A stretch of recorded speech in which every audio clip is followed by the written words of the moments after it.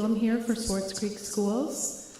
I have worked for Swartz Creek Schools for 30 years, and I graduated from Swartz Creek Schools in 1987. I am here as an impartial moderator this evening, so you will not hear me express my opinions. I'm here to listen to all of your opinions and ideas and hear you express those tonight, along with any questions you might have. We have assembled a panel here tonight, and we will be introducing them in just a moment. I do want to point out that many, if not all, of our board members are here this evening in the audience.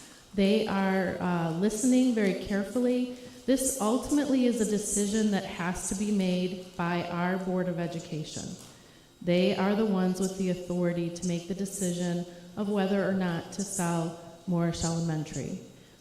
And accept the offer that has been given. Our board members are not participating. In particular, Carrie Germain, our board president, had intended to make herself a panel member so that people could ask her questions and interact. However, on council, that might be a violation of the Open Meetings Act. So she's very sorry, but she is here, she is listening, along, like I said, with many of our board members. They're very interested in what our community has to say, and we want to make sure we have all the information and get answers to all of our questions tonight. So without further ado, I will talk about our intended outcomes on your handout. That's just a fancy way to say our goals for this evening. We want to help inform the community. This is something that's been talked about off and on for a couple of years now in relation to the proposed manufacturing district. And people have heard rumors or asked questions off and on. And we are wanting to bring all the facts, the timeline, all the implications of this decision forward, so that the board can make the best decision possible. We want to listen to understand all the diverse perspectives. I'm sure in this room we have business owners, we have people who live in the community, parents, grandparents, students, staff. We have such a variety of perspectives here tonight to hear from you. We want to build trust in this process, this decision-making process by the board, through dialogue, through open conversation, listening, asking questions, answering questions, and really taking in all the information, again, to make that best decision possible. We want to encourage collaboration. Maybe there's some compromises or some alternatives here tonight that we can find that we haven't even thought of yet as a community. We also want to acknowledge that we all have something in common. We are all here because we care deeply about the Swartz Creek community. We may have a very different opinion about what our next step should be, but we all care deeply, or we wouldn't be here on this beautiful summer evening tonight. So I do thank you all very much for being so caring and so involved to be here with us, and we hope that the next couple hours will be a valuable use of that time. Finally, we want to, as I said, really be able to help guide the board. This is a very tough decision, and I certainly, for one, would not want to be in their shoes right now to have to make this very difficult decision. Again, we want them to have all the perspectives, all the facts, all the information possible to make the very best decision.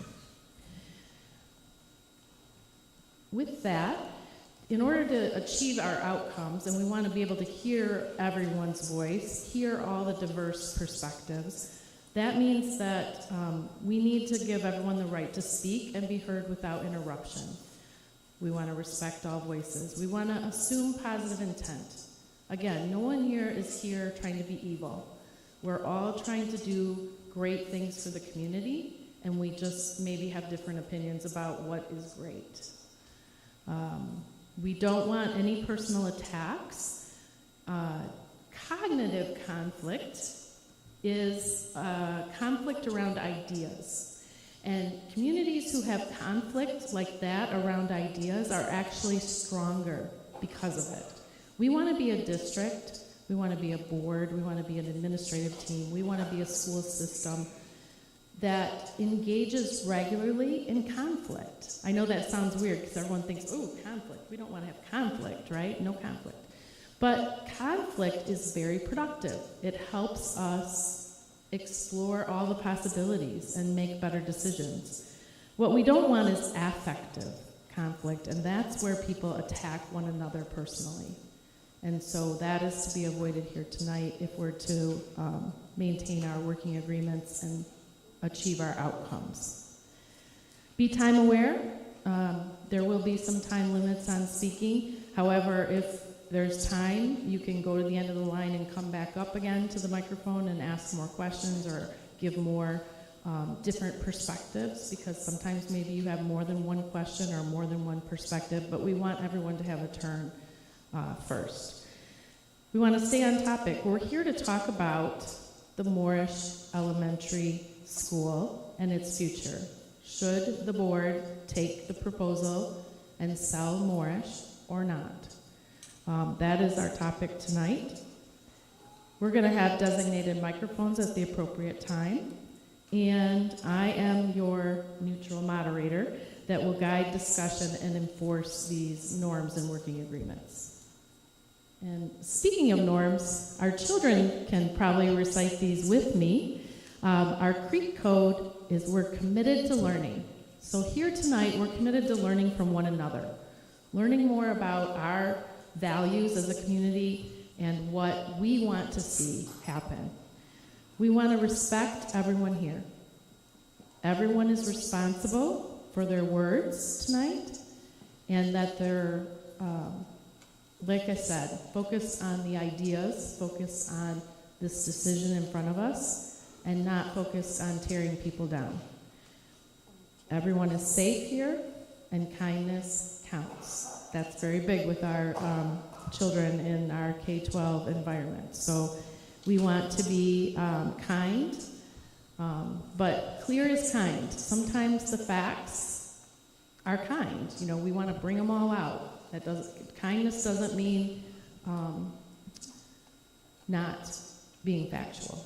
So please state anything that needs to be heard tonight as far as this topic goes. Here's our agenda and how this will work. We've done our welcome.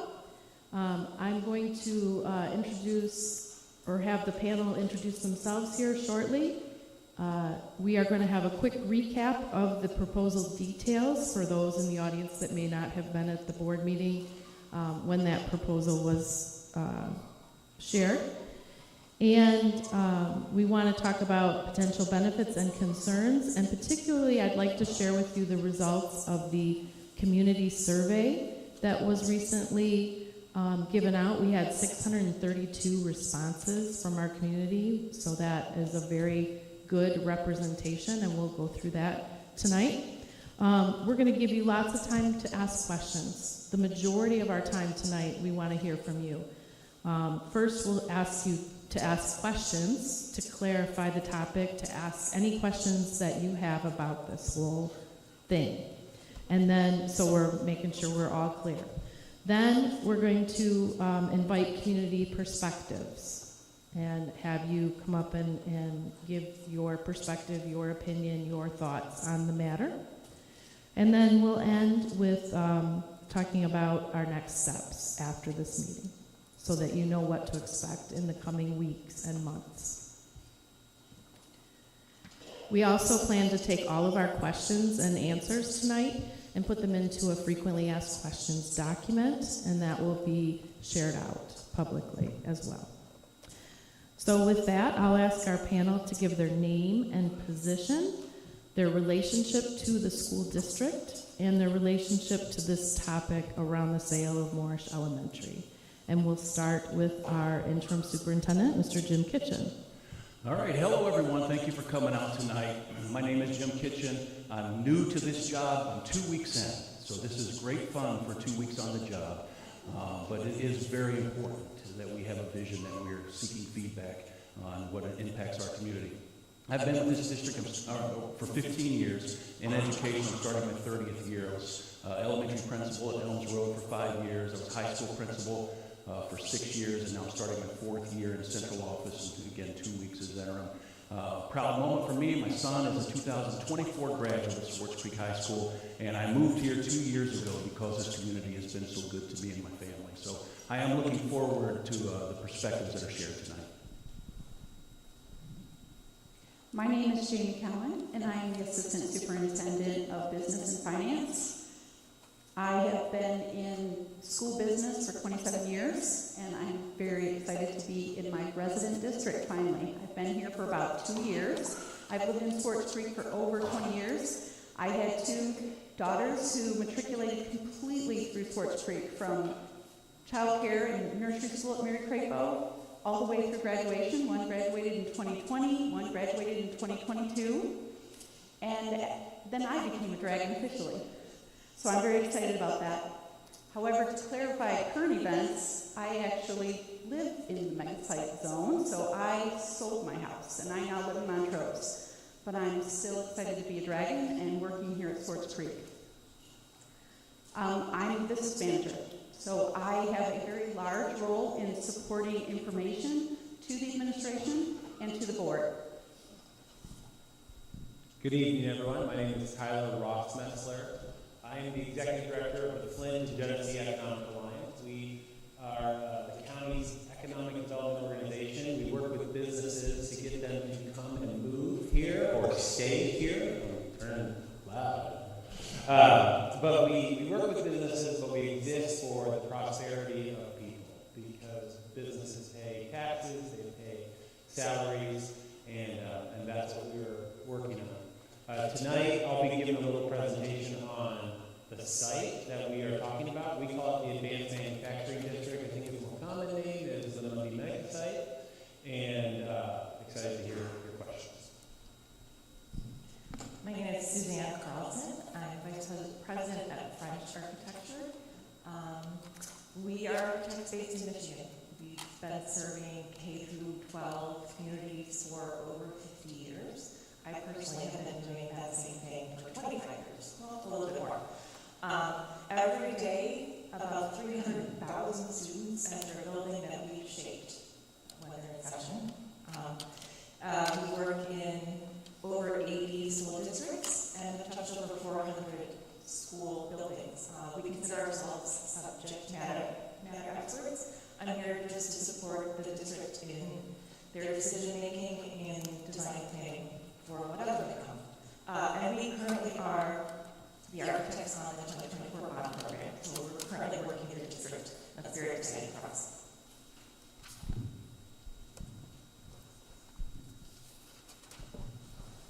All right, I can kick us off here with the transparency timeline. It's been questioned quite a bit about when the district knew and how they were sharing information.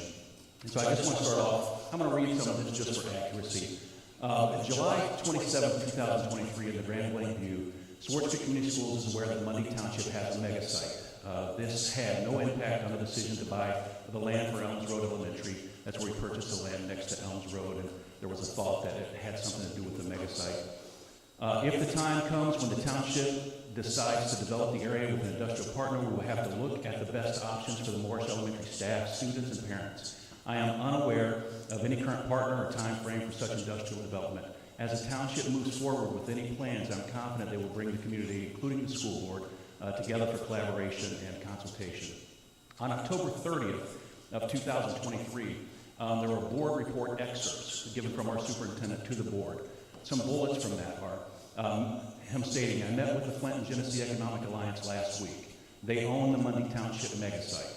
Over 1,000 acres secured, school not included. Still seeking a partner for advanced manufacturing. No new updates at this time. Excuse me. On March 18th of 2024, there was another board report excerpt. Bullet points. Met twice last week with Joel Fike and Tyler Rossmeisler from Flint and Genesee Economic Alliance. They currently have an active partner for the mega site. They asked what Swartz Creek Community Schools would ideally want in selling Moorish. proposed building a new early elementary, GSRP, which is just basically preschool through first grade on land near Morrison Hill. Estimated that cost to be $30 to $50 million. On January 22nd, 2025, there was a Crane article which just talked about Michigan pursuing a $55 billion microchip plant, funded by Remaining Chips, Science Act, dollars from 2022. Project could be located on a 1,000-acre plus mega site in Lundy Township. I had to blow this one up because the print was small, but this email went to families on January 24th, 2025. I hope you all have endured Michigan's weather this week. In light of recent conversations and concerns regarding the proposed mega site in Lundy Township, we want to address the rumors and misinformation circulating, particularly on social media. Transparency and accurate communication are essential, and we appreciate your attention to the truth of this matter. Here are the facts. 1, Board of Education Authority. Only the Board of Education can sell or purchase real property. For this decision to occur, it would need to appear on a board agenda and require a public vote. Neither of these steps has taken place. Our role and priorities. While this mega site project is not a district-led initiative, we have been drawn into discussions due to Morris Elementary's location on the property. As your district leaders, we must consider all scenarios to ensure best outcomes for our students and staff. The key question remains, if this project proceeds, is it in the best interest to have 450 young children attend school next to a heavily industrialized manufacturing site? 3, discussions about Morris. Conversations about the potential purchase of Morris Elementary have occurred as part of a broader discussion, similar to those involving the residents of the property in the Linden, Hill, Elms, and Maple corridors. These discussions are exploratory and no decisions have been made. Any real estate transaction will require public approval from the Board of Education. And then 4, the bigger picture. It's important to note that this is not just a local issue. As highlighted in a recent article from Crane's Detroit Business, this project involves state and national stakeholders, including Governor Whitmer and President Trump. Efforts to influence this project are best directed at the state and federal levels, where key decisions are being made. A link to the article is included below for further context. That went out to our entire community. And then, quickly here, just a couple pieces. On December 2nd of 2024, there's a media statement. Swartz Creek Community Schools is still awaiting a formal offer from the Flint and Genesee Economic Alliance regarding Morris Elementary. Proposal will include sketches and financial comparisons from local construction firms. Superintendent has reminded them the plan must be presented to the board. On June 25th, 2025, Tyler Rossmeister presented an offer to the board to buy Morris for $40 million. Board requested to have an opportunity to ask more questions to determine that key individuals would be invited to the July 15th Operations and Finance Committee. And then on July 15th, we had that Operations and Finance Committee with the Morris proposal team. Plant Moran was there, Real Point, Lerby, Troon, and French were all in attendance. And then tonight, here we are with this town hall meeting.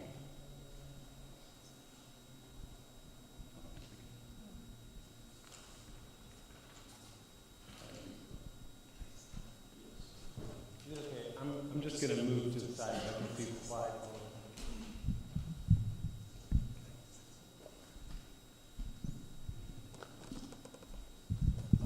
Good evening, everyone.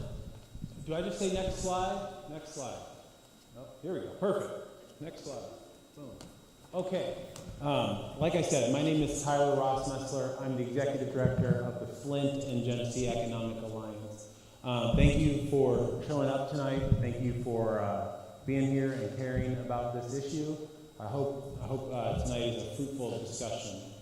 As I mentioned in my introduction, our job at the Flint and Genesee Economic Alliance is to help spur prosperity in our community. And this prosperity is for the people and the institutions that exist here.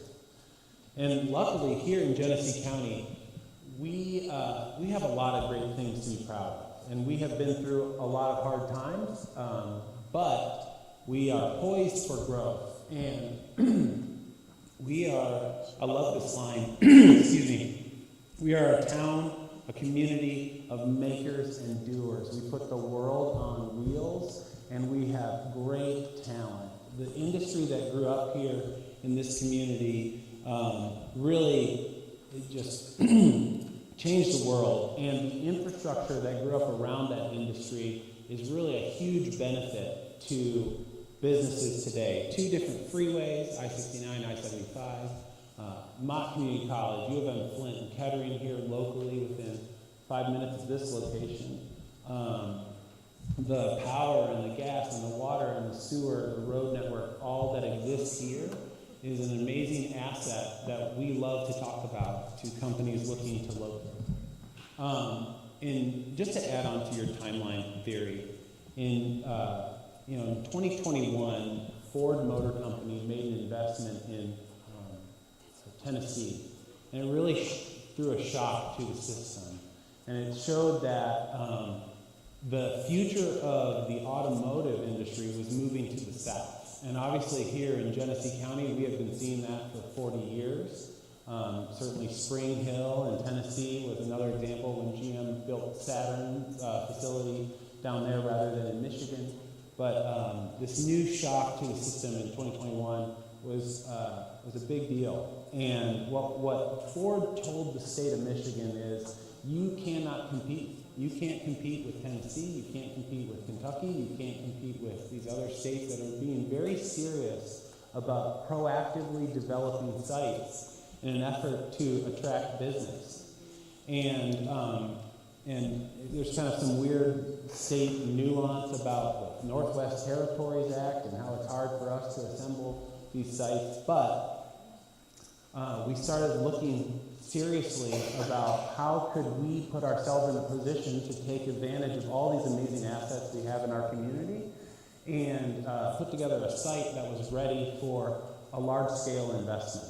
And what we found as we looked around the whole county is that there was a site in Mundy Township that we would be able to put together over 1,000 contiguous acres, which is what we were kind of hearing from industry, within 5 miles of 7 freeway exits, around the corner from Bishop Airport, with the ability to attract talent from Detroit to Saginaw to Lansing to Ann Arbor and everywhere that is about an hour from Flint. And so we began to work on the site we call the Advanced Manufacturing District of Genesee County. And as we progressed, and you kind of heard from Jim about a series of conversations we had, we didn't think we'd want to include the school in that. And we thought, that's a big ordeal. Moving elementaries is an emotional issue, it's an expensive issue. But as we progressed, we were lucky enough to secure a very large grant from the state of Michigan in their efforts to do this. We really proved to them that we had an amazing site here. And in April, so it's funny, I think you said we met with previous superintendent in October of 23, and then again in, when was the last one, 24? Anyway, the moral story is we got a big grant in the spring of 24, and that really changed our perspective about could there be a partnership here with Swartz Creek Community Schools. Back to the site. This site is an unbelievable site. No one in Michigan has a site like this. Like I've talked about, our access to infrastructure and roads, talent, make this site a great place to invest. And we are only looking to invest with companies that are going to be a good community partner, that are going to create thousands of jobs, invest billions of dollars, and grow our talent pipeline. I've talked about this. There's a lot of reasons to invest here, and now we have a site, a place for a company to land. This is a current, slightly out-of-date picture, but generally of what the site that we own today looks like. As you can see, we have that equals about 1,200 acres that we own today, and then we have control on another 100 acres. We have an option agreement with those landowners, and we're going through the due diligence process to prepare this site for the next great advanced manufacturing.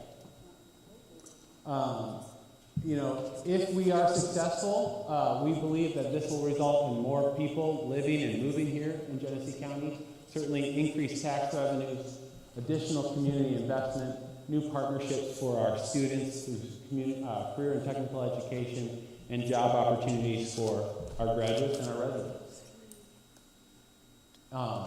If you want to learn more, our website is geneseejobs.org, and there we have information about the site. We have information about partnerships that we're using, and you can sign up for our newsletter. So with that, who am I handing that off to?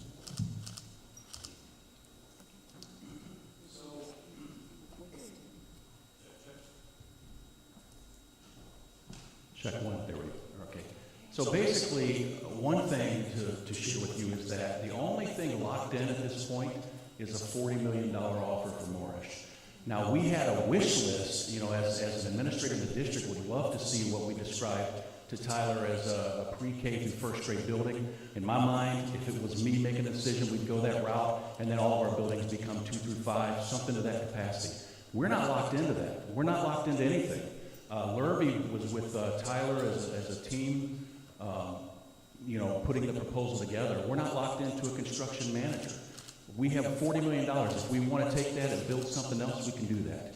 If we want to take that money and not build anything and just save it, we can do that. There's no lock-in. We have a dream or a vision that's here.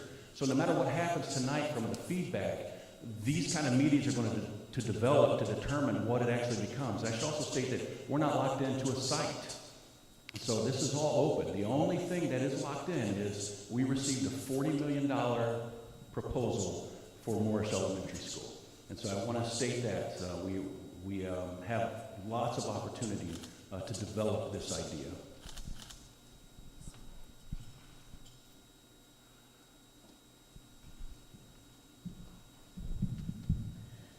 Okay, and so we're to our community survey results in our agenda. And first of all, to talk about, we had 632 responses to our survey, which is a really high number for anyone who ever does any surveying. We appreciate, hopefully many of you were able to complete that survey as well. 62% of those responses indicated that they supported selling Moorish in order to avoid operating a school in a possible future manufacturing zone.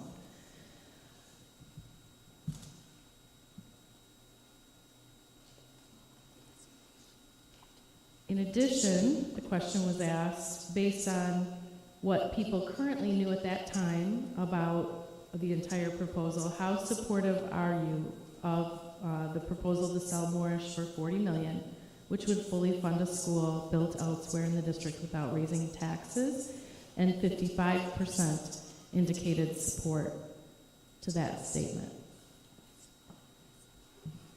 We also had a lot of open-ended questions that asked for people's ideas, their thoughts on the topic, their concerns, their questions. And so summarizing all of those responses, the top reasons to support the proposal that people cited were avoidance of a school near a manufacturing zone. I think that no matter what our opinions are of the manufacturing zone and the next steps, I think most of us can agree that we don't want to operate a school next to an advanced manufacturing zone. Opportunity for a new modern school without tax increases to our taxpayers was another big reason that was cited to support this proposal. And finally, the idea behind district growth and attracting new families to move into our community and to attend our schools were given as reasons to support. Those in opposition to the proposal had reasons as well, and many times it was cited that people felt that the sale of the school is premature until there's an actual buyer for the manufacturing district. Concerns about the environmental impact of the mega site. Opponents want the district to take a stand against this project by not selling the school.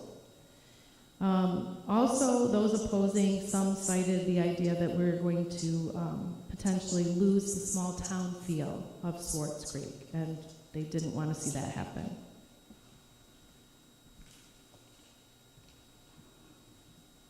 Survey respondents gave their top priorities for the district in considering if the sale goes through and we build a new school, what are the priorities? Number one, across the board, safety and security. A new building that incorporates all the best and latest technology as far as safety and security goes was definitely a top priority. A central location within the district. People don't want long bus rides or long commutes for their children. Modern, flexible learning spaces. Smooth transition. For current Moorish students and families, everyone wanted to make sure that this transition would be smooth and that there wouldn't be a long period of time where students and staff would be displaced from the school. And another big priority is that taxpayers don't want any additional cost. They want the financial responsibility to fall completely within this $40 million sale price and not cost the taxpayers. And transparency in general around the funding and everything else, all the decisions made about the school were top priorities. Some questions as we get close to the time when you guys can step up to the mic, and maybe you might want to ask some of these questions that showed up a lot on the survey yourselves. You're welcome to ask these questions or other questions that have come to mind tonight. So a lot of people are questioning, where will the new school be built, and has that been decided already? How might we honor the legacy of Moorish Elementary? There's a lot of history there, a lot of great memories that people shared on the survey, and they wanted to know how we might capture that and honor that in a new campus. Questions about would there be a formal advisory committee and allowing parents, educators, architects, community members to give input and oversight in the construction and the design of the new school. Lots of questions around what about the money that was recently invested in Moorish through the bonds that the taxpayers have already voted for and paid. And another question was the timeline. Basically, like, if this were to proceed, what would that timeline be for construction, for the transition from the old school to the new, and would students be displaced in the process? So again, these questions will be asked and answered in a frequently asked question document. If you step to the mic and ask them, we may be able to answer some of these questions tonight. There may be a lot of questions that we still can't answer, and we're not going to make stuff up. So if no one on our panel has the answer, we will be looking at these questions and investigating, researching, finding the answers for ourselves, for the board, and for all of you. And we'll be publishing that at a later date. But anything we can answer tonight, we will. So I will ask at this time that we go to our audience questions, and this is the opportunity where you'll be able to step up to the microphone. We ask that you just ask one question at a time. We know you might have 10 of them in a row in your head, but if you could just ask one, and if there's a line of people waiting, allow everyone to ask their question, go to the end of the line, come back through. If there isn't a line behind you, then you can feel free to ask more than one question at a time.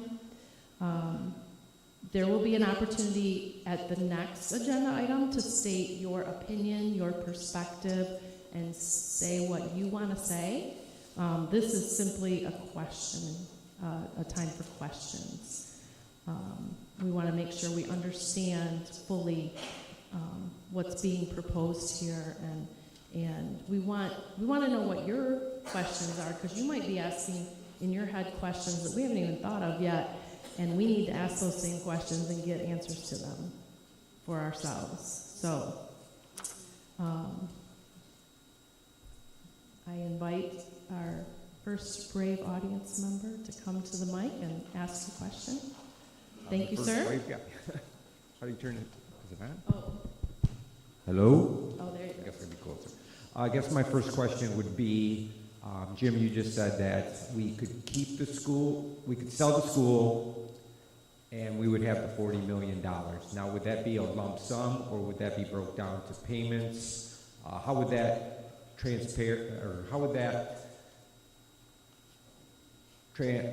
transaction take place? Who would pay that money? Would it be a one-time fee, or would it be over the course of 3 years? Do we stay in the school? Do we move out of the school? So that would be my first question, is the $40 million. Yes, and the first answer is no, we don't have to sell, or we could sell the school and keep the money. Tyler, you want to speak to specifics about how that sum would be paid?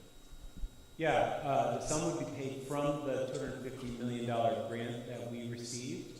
The proposal we have in front of the school board right now gives a one lump payment of $39 million to the school up front, and then $1 million when they move out.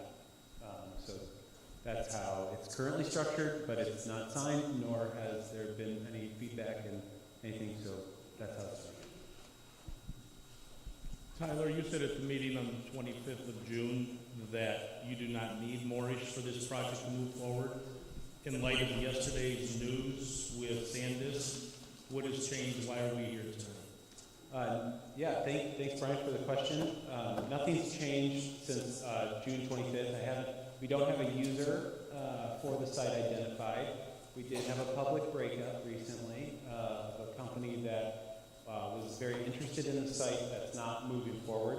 But the grant dollars that we received, the $259 million, are to assemble the site, and that's what we're doing. Still no user, but yeah, we don't need Moorish Elementary. We think it's a win-win for the community if we can provide an opportunity for the school to build a bigger and better new elementary. We just thought that would be bigger and better.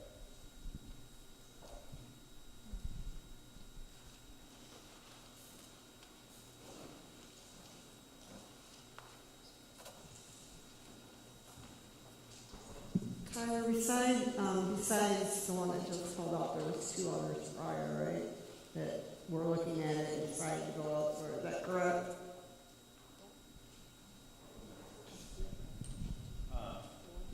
Yeah, we've been marketing this site for a number of years. We've had a couple of companies come in and look at it. No one has signed on the dotted line. The other question I have for you is, out of that $250 million grant money and the bond that we just passed, I don't know how that's not taxpayer money funding this project.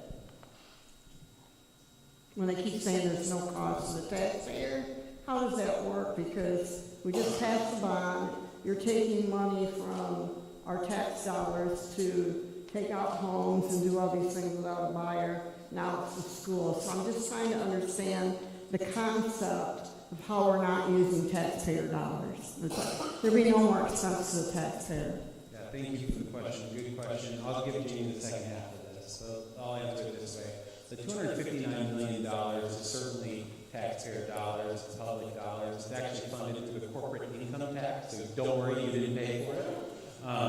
But I think what we're referring to is local property taxes, so I'll let Jamie speak to that part. Yeah, the bond is definitely taxpayer dollars, and we have a plan for where those dollars are going to enhance the facilities in Swartz Creek. There is a few dollars allocated to Moorish, but for the most part, it's walkable items, because we've, again, as we said in the bond initiative, a lot of the concentration was at the elementary level, and now structurally we're focusing more on the middle school and high school. So if you look at the documents on the bond page related to Moorish, it's going to be more technology-related items, which are movable, and if we did sell, those products would be moved to the new location, so there's no loss of the new bond dollars. Next. Hello, Deborah Hackett, lifelong resident of Swartz Creek, Creek graduate, Creek business owner, Creek homeowner downtown. My question would be for the board. Have we counter-offered, or is that a possibility to counter with the information that was suggested that it would be $30 to $50 million to do the building? And if there would be no counter offering, where would that other 10 million come from? Okay, and, I'm sorry, I'm just gonna clarify again that the board is not speaking tonight, but they're listening. Right. And so that might be a question that they would have to answer at a later date, but perhaps Mr. Kitchen can speak to that. We can absolutely track counter, yes. We did have a new discovery which Jamie shared about a recent bond. And so there may be an opportunity with that we're going to have to ask for one. Maybe you will elaborate a little on that. As I shared at the Finance and Operation Bond Committee meeting, again, new discovery, new experience. Again, I've been in K-12 accounting for a long time, and I've never sold an operating building. So what we discovered as we consulted with our municipal finance, our bond council, is that if there is outstanding bond dollars that were placed into the building being proposed for sale, there needs to be a calculation. And there's going to be a number, depreciated value, etc., that needs to be placed from the proceeds back into debt retirement. Kind of a refund to the retirement to service that outstanding bond. We are working on that calculation right now, so we have that information. The timeline is 1 to 3 weeks to have that calculation brought forth, and it will be shared with the board as soon as it's available.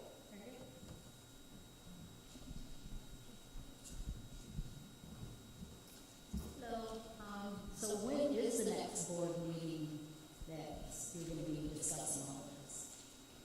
I can't say the next board meeting when we're going to be discussing it, but the next regular scheduled board meeting is July 21st. And I will add that on our website is where board schedule dates are published. And is that a Wednesday? It's a Monday. That one's actually an odd date, but it's the summer, so occasionally that does happen. But usually it is Wednesdays. Okay, so I'm wondering about NDAs, because I know a lot of people that have sold their houses are asked to sign an NDA. I know, Money Township Board has been asked to sign, or they did sign, some of them did. I'm wondering if the school board will be asked to do that, and I'm wondering if they've been asked, or will they sign an NDA? No. They will not be asked to do that. Okay? And nobody has signed one? I signed one. I am a resident. Yeah, but you're not. Okay. All right, thank you. I'm just wondering by what date the board has to make a decision on the offer. Yeah. Right now, we don't have a date, definitely. I would say that this is not an indefinite offer.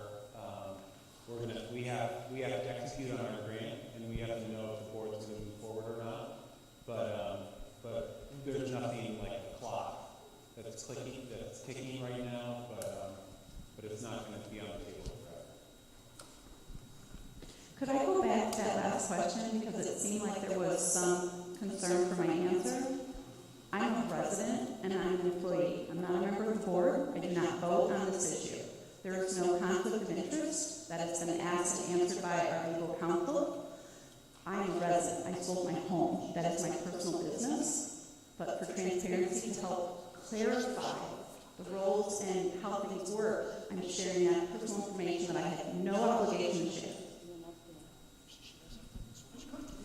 Next question. Thank you. I had originally had a question on the $40 million offer, but it kind of changed as I was listening. You had mentioned that there is a possibility that you could take the offer and not rebuild Moorish. I believe I read an article that said there was like 400 plus students within that school, one of them excluding my son.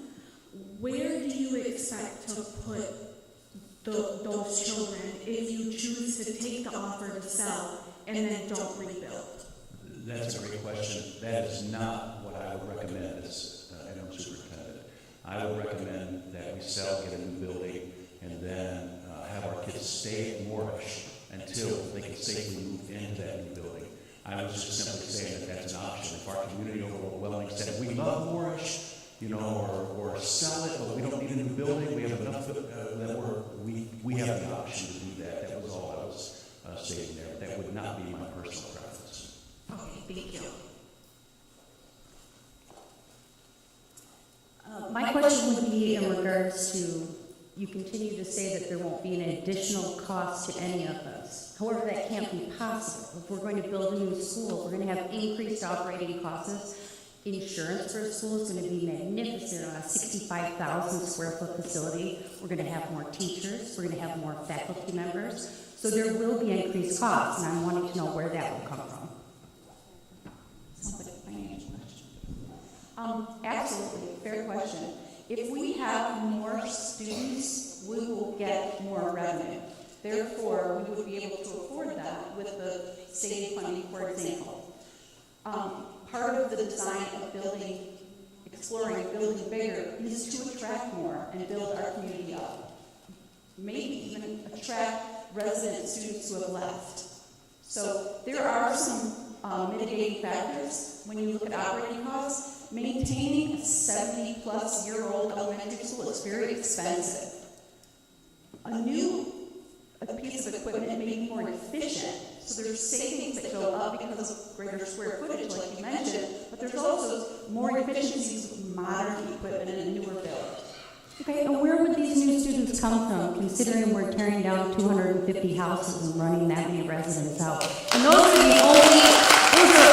residents that are right on the main site that are getting bought out. What about the 600 other houses in the community where your students come from? They all live there, and we're going to move if this mega site comes. Where are your students going to come from? Let me ask the audience, I understand you appreciate the question. It sounds like many of you have that same question. Could you just restate the question very simply? Where will the students come from? You say we're going to attract new students, but how many are going to leave because of the mega site? So how can we guarantee that we're going to be on a surplus end of students when we're running out hundreds of residents from our community? I don't think any of us can predict the future. But building a new school is definitely an attractor. It increases property value, and it is an attractor for people to come. Next question. Well, it's good to know that you're not locked into the site, because a mile from the mega site is not a wise decision. That's right. Could you ask your question, please? Thank you. The question is it possible to move that 4 miles from the mega site? That would be the safest area, somewhere central between Gaines and Moorish. Are you even considering combining Gaines and Moorish? Yeah, we are definitely not locked into the site. Good to know. And Gaines and Moorish, has that even been brought up at all? And what respect? Well, because for years we've heard that you've always wanted to combine Gaines and Moorish because of the lack of students in both. Yeah. So I was curious, since I'm in Gaines, if you plan on combining the two.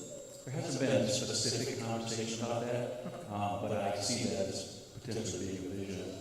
I think one of the reasons for choosing to put this school in Gaines is so that It would be a positive. I'm sorry? It would be a positive. Yeah. And then to a central location. I realize the infrastructure would hurt financially, so that might require more money, Tyler. But that's it. Thank you. Thank you. Next question. So when Mr. Irby presented his plan to the school board a week or two ago, it stated that he wanted to build a $40 million school along with subdivisions behind it. Are we acquiring this land for the subdivisions through the name of the school and then selling it to the Irby company? Great question. We have nothing to do with any houses that are being built outside of that property. That's the connection with Irby is, Irby with Tyler said, I can build this school with no risk to you for $40 million. That's why Irby's name is here. That's why he's on the proposal presentation. He's guaranteeing the building. for $40 million. So it has nothing to do with us and the property. That's all his undertaking. Well, how is he gonna acquire that land for this huge subdivision? There's houses all around there already. Yeah, it's a great question. Like you said, it was an idea presented that if it was amenable to the school, that having a school surrounded by a neighborhood, that was an option. The site that was identified is 102 acres, and the school only requires about 33 acres for what they described that they need. So if they don't go with that site, the school probably needs about 30 to 35 acres, somewhere in that. What do we consider what it's surrounded by right now? Is it a neighborhood? There's homes there. The current school? And the hill, Oh, yeah. mortgage area, there's homes all around it. There's homes all around, yep, south of there. So how is Irby gonna acquire this land, these 100? Yeah, there's 100, what did he propose, 100 houses in there or whatever, how's he gonna get that land? Yeah, the site that was identified by the school district is 102 acres, so it's got 66 extra acres that the school doesn't need. And what Mr. Larry presented was an idea that if you build a school, it might be nice to have those other 66 acres surrounded by other subdivisions. But So you're verifying, like I said, we're gonna acquire the land in the name of the school and then sell it to Irby? no, it would be an opportunity for a developer to come in and build a school. Why are we getting land through the school for the developer? That makes no sense. And I don't think it's even legal.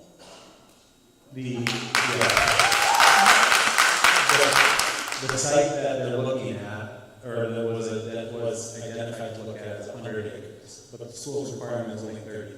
So If the school's acquiring 100 acres, the school uses 100 acres. the schools would, I guess, that's up to you. If I'm understanding correctly, we're not purchasing or would not be interested in purchasing anything other than our 33 acres. That would be if Dave wants to build, Dave Word, if he wants to build around it, he would be purchasing that. We would only be responsible for the 33 acres for our school. It's separated, it's not together. Okay, and then the second part of my question is, nothing's ever been mentioned about quality controls. So Mr. Lurby comes in, I guarantee $40 million to build a school. We could have a growth leak in 6 months. We have nothing that's been mentioned about quality controls. The school he presented, in my opinion, it would say that Mr. Hutchinson wanted a school that was, the best in Genesee County. I didn't see that in that presentation. It looked like a big school. I'm sorry, could you state your question, please? And there is a line behind you, so. The quality controls, where are they? Okay, thank you. We are concerned about time. I can speak to what we provided to Tyler and his group to solicit opinion of cost, and it was a performance spec for a type of building that is a Class A K-12 building, fully compliant with current codes. We've got some new codes in place, and we would be compliant with that. He took that performance spec and used that to provide his opinion of cost. As far as quality control, that's a matter, of course, with the construction manager, who has yet to be selected, and the design team, and the supervision with that. I would add that the contracts that we let with any party would have paragraphs to protect and ensure that everybody does what is expected for the agreement with said contractor. So the legal contracts will be taking care of a lot of that concern. Next question? Okay, so I'm listening to people representing the school up here. And, my parents lived where the mega site was supposed to go. They built their home 49 years ago.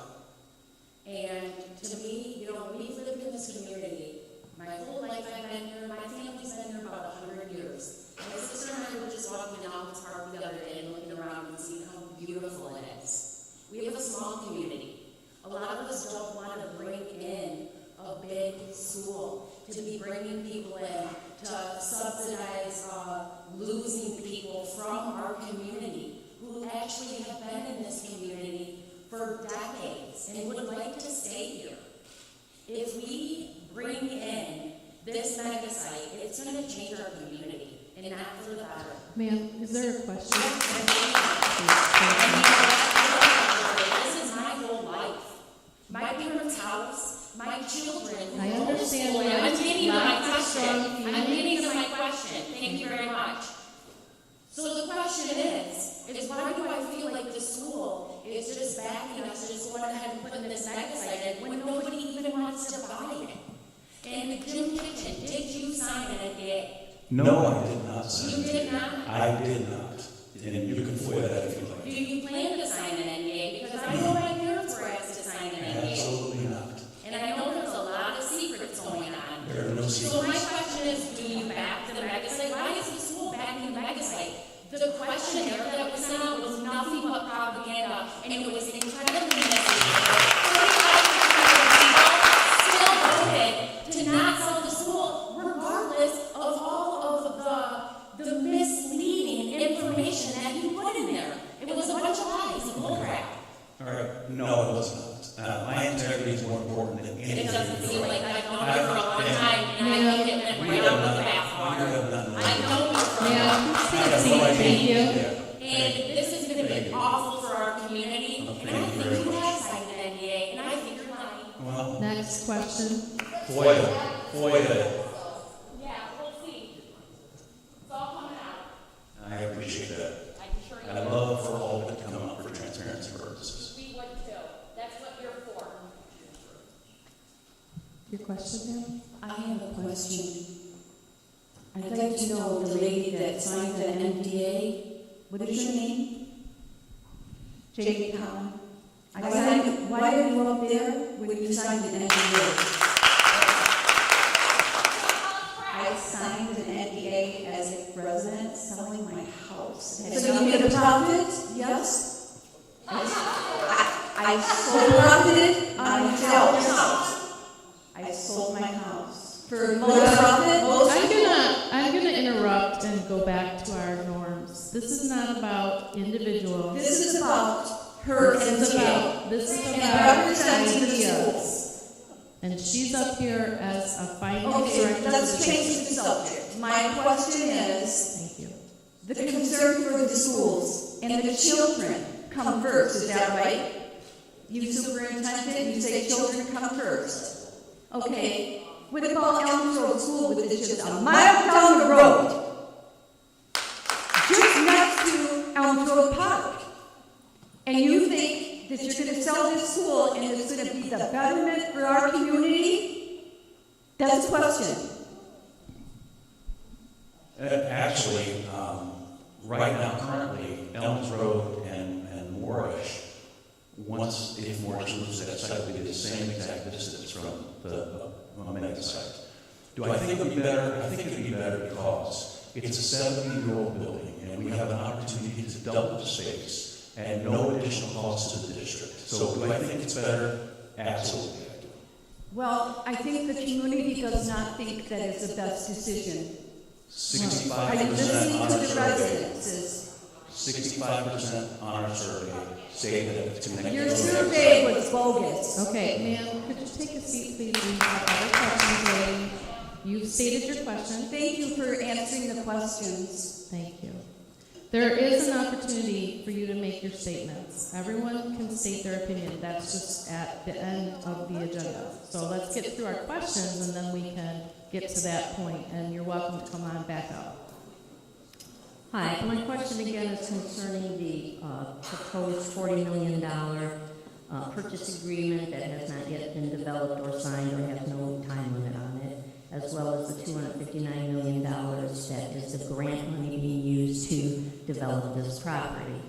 So again, it is taxpayer money, although Tyler said, oh, don't worry, it's corporate taxes, as if none of us pay corporate taxes, because there are a lot of business owners that pay corporate taxes. So you can be a resident and a corporation and still pay taxes. So it's kind of like taxation without. Okay, my question, I have to set the basis for the question so you can understand the context for the question. So having said all that, the name Leary construction comes up a lot.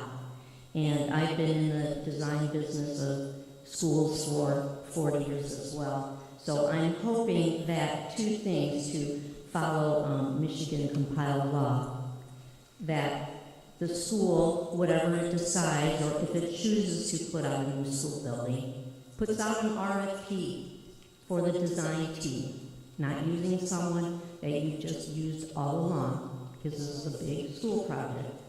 So that requires, according to Michigan compiled law, that you put out an RFP for your design team. Michigan compiled law 308.1267.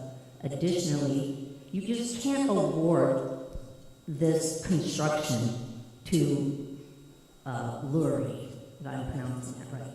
Again, according to Michigan compiled law, any project that's over $39,512 has to be publicly bid. So it would be a total conflict of interest if you just award it to him. And your question? My question is you are aware that both the design process as well as the construction must be put out for public bid, advertised on the State of Michigan website for both your design professional and your construction team. We are aware. Thank you. So my question is for Tyler. Wasn't the original ideal site for this mega site in Durand, and what happened with that? No. Durand is in Shiawassee County. I only cover Genesee County. Wasn't the NEDC that was involved in that? I believe they did look at a site out there, but I'm not too familiar with it, and it had nothing to do with me. Thank you. Next question? Somebody in the earlier comments stated about bringing in extra students. Hopefully we can grow as a community. I've been attending school board meetings and with the school of choice. So my thing is, if we do bring in new students, will they come from the school of choice, do you think? Because from what I'm learning is that we do receive money from the state of Michigan for federal money for students, but we're losing $4,000 students under my standing. So if we're paying for more bus drivers, more teachers, more dads, whatever, are we going to still have school of choice? And do we have an attorney that is dealing with us to protect us, or is there an official proposal that we can see anytime soon? Okay, so I heard two questions there. One is, would the new students attracted in, would that be part of school of choice? Yes. And the second question was,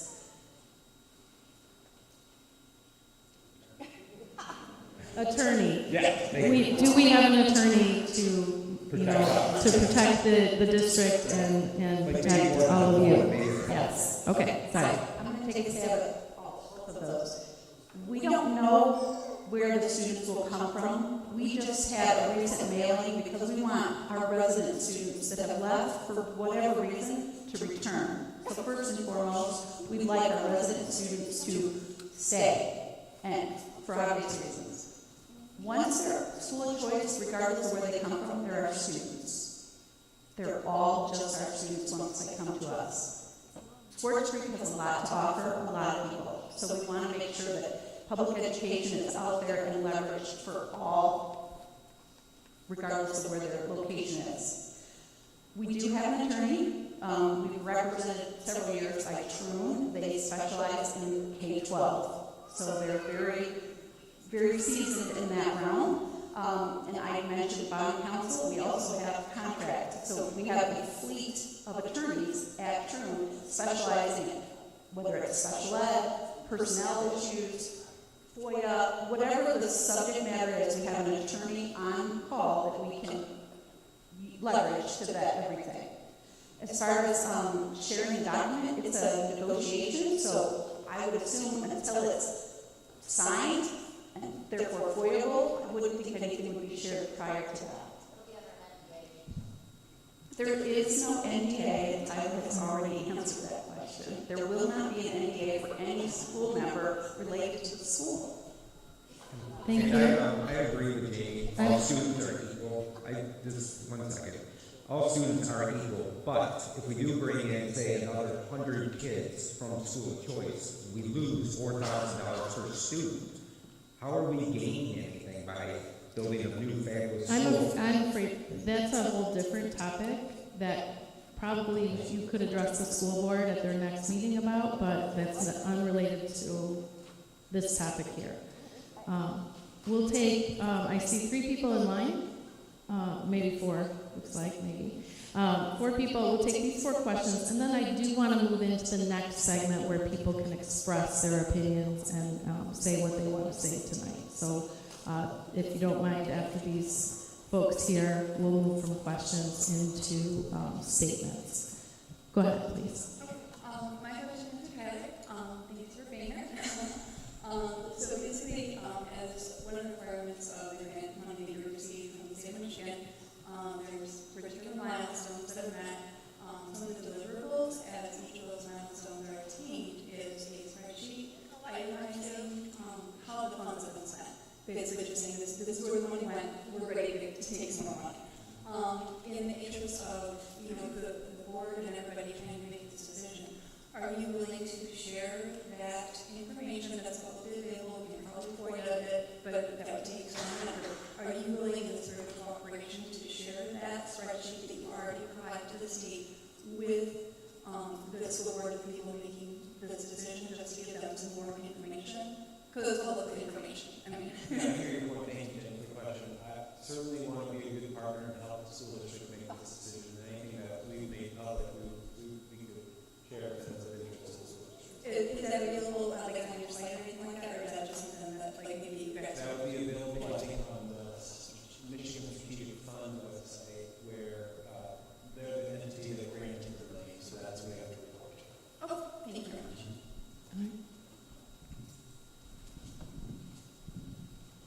So my question is actually kind of 2 parts. We've talked a lot about what happens if the school gets sold, but we haven't really talked about what happens if we don't sell. So first question is, how does that impact the website? Yeah, like I said, thank you for the question. Like I said in my opening remarks, the companies that are looking for sites like this are looking for 1,000 acres. Today, we own 1,200 acres. We have control, we have an option agreement on approximately another 100 acres, so let's call it about 1,300 acres of the site. That is an unbelievable site that many places in Michigan that it doesn't exist. So if the school district doesn't sell, we'll continue to market those 1,300 acres, and likely we would build like a berm or something to separate the site from the school district. Okay, and then the second part is, what happens to the school if this mega site gets built around it? We would respond and be in neighbor with it. I'm not sure exactly what that would look like. Okay. But all those kids would be not a mile down the road, but feet. Yes, it'd be right there. Thank you. My question comes to trustworthiness of the board with both you and your organization. Is it, and remember this is COIL, is it true that in August 19, 2024, Western Digital / SanDisk signed an agreement to move forward as a partner with this? It signed a letter of intent that was made public yesterday with the state of Michigan. And is it also true that on June 15th, a full 15 days before you presented to the board, that they then told you that they were backing out? No. They told me yesterday. Yesterday was the first year. Yes. Okay, thank you. But just to add on to that, that says, we continue to market this site. We feel very encouraged that a company like SanDisk saw the value of this community and saw the value of this site. They saw the opportunity here that we have. They were interested in taking advantage of the workforce. So we remain encouraged and emboldened that this site really does have value. And right now, what we're here is trying to be a partner to look for the win-win with the school district.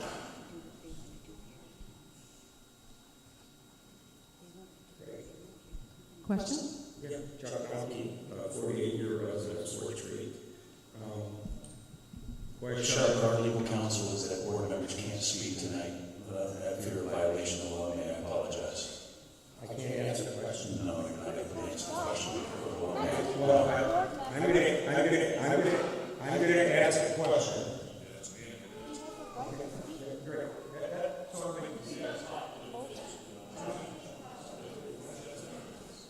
So, Tyler, you mentioned how taxes will help support the school and the school district and the community. Public reports say that they were offered $6 billion in tax breaks, including the 50-year Renaissance Fund, which you talked to the Money Township Board about last week. How do you grow your revenue if you're getting taxes back? That is a great question. The Renaissance Zone is actually an opportunity for the municipality to negotiate a payment in lieu of taxes. So this is a complex problem or a complex concept that's really, certainly hard for me to understand. That it's something I do every day. But what the payment in lieu of taxes does allows the municipality to negotiate their tax revenue to meet the needs required by the development. So maybe in a case of like the Sandus deal, there was going to be a need for full-time ambulance, or there was going to be a need for increased road improvements, or what have you. And that Renaissance Zone allowed the municipality the opportunity to negotiate those costs rather than just relying on the tax code. Okay, I was going back to the student enrollment. In 2014, 2015, we had 39,031 students. In 23, 24, we had 3510. So we're missing 420 students. The enrollment at Moorish is 450. Do we really need another school at this point? Should we take the money and think about it and decide where the money should be spent? Maybe we need a new high school to encourage people to stay in Swartz Creek through 12th grade. I can't argue with that. That's an option that we'll have to look at in committees like this. Maybe we do it, maybe we don't. But right now, this is the proposal that we have. But you're absolutely right. There may be another option. And second of all, if what was presented at the meeting, that you would stay in Moorish till 2028 for 2 years, what cost is that going to incur the district? Are you going to have to lease that building back from them because they now own it? And who's going to be liable for the kids on that property, for their safety and well-being? It's a good question. The purchase agreement that we presented to the school contemplated that, and we're certainly open to negotiations. So what it said is a nominal annual lease of $100 a year, and the insurance would have to be covered by the school district. So. Yeah, they contemplated that for about $100 a year. That's what was presented in the purchase agreement. The other guy had a question here, because that's why only 2% of the people actually that were showing up here on the screen, like 638 number, whatever the hell it is. Why would we base everything off that? Only off 2% of people. That was it. 2% of what? How many people got living here in Swartz Creek? Okay, so you're saying that the 632 respondents are 1.9%. are a small percentage of our total Swartz Creek population. How do we base everything off of that? Put your calculators together. There's, the survey is one piece of data, but I don't know if anyone else would like to speak to that. It is, if you get 30%, 40% response on the survey, that's considered exceptional.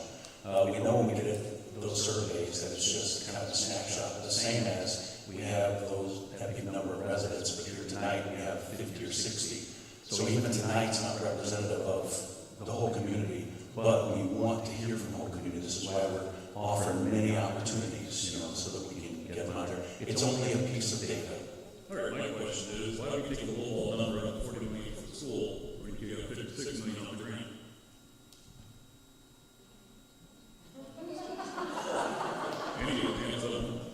Did you ask why did they, You know, like take a little under 40 why? instead of 56, and you could have got the grant.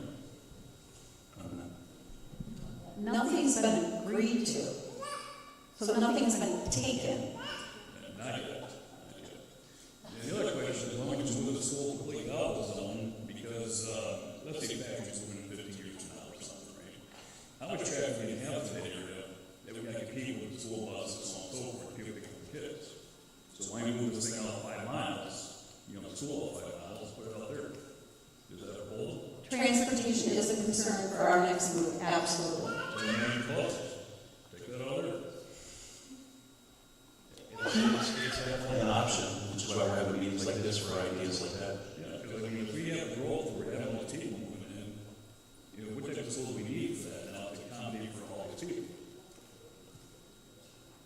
All right, thank you. Good evening. So I just have a couple of questions. So does anybody here know what your grave digger number is? Your school digger number? No, I don't know that. None of you up there know. So out of 610 schools, I got it in my head. 610 schools across the state of Michigan, Swartz Creek School is rated at 411. Does anybody up here know what Lake Fenton, Linden, or the actual city of Fenton school districts, what their digger codes are? I'll tell you, they're all under 100. I went through all of the schools around Genesee County. Most all of the schools are under 100. Swartz Creek schools had a higher number than even Kermit Ainsworth. Your enrollment is so high for out-of-district kids that it has caused the school district to lose money. And that can be shown on your school digger report. So, I'm not done yet. My question to you guys up there is, how is this going to help us? Because all you're talking about is bringing more kids into the school district, and what we need to do is we need to cut back. I'm going to give you an idea. There's a cap that was intended when this initially got started. It was supposed to be 1% cap of what your total enrollment is on your school district. Why you change that is beyond me, because all it's done is cost taxpayers money. There's my question, hon. All right, so it sounds like we're ready to move into community perspectives. Not quite. Well, listen, we're here to ask questions, so don't put a time limit on us, please. I'm trying to do this job. And I think this may be my most important question, because I believe all of us, everybody on the stage here, agree with this. Safety of the students is first. Right? So we're talking about the proposal moving to school because of safety concerns, being by an industrial area. But the proposal that Mr. Lurby presented moves it within 2 miles of the Berlin-Farrell supersite. Somebody help me make sense of that. Yeah, I think, like Mr. Kitchen said, that certainly from our perspective, we don't mind what site the school district chose. That was just a request of us to do an exercise on that particular site, but from our perspective, it doesn't. So does that 40 million guarantee from Lurby stick if we move somewhere else? Does that follow? The Lurby contemplated in the 40 million about $1 million for land. So if the property costs more, than it come out of the school's budget. Well, yeah, I mean, I guess none of this has been solidified yet. It could be cheaper, but it's just that's just what the estimate considered.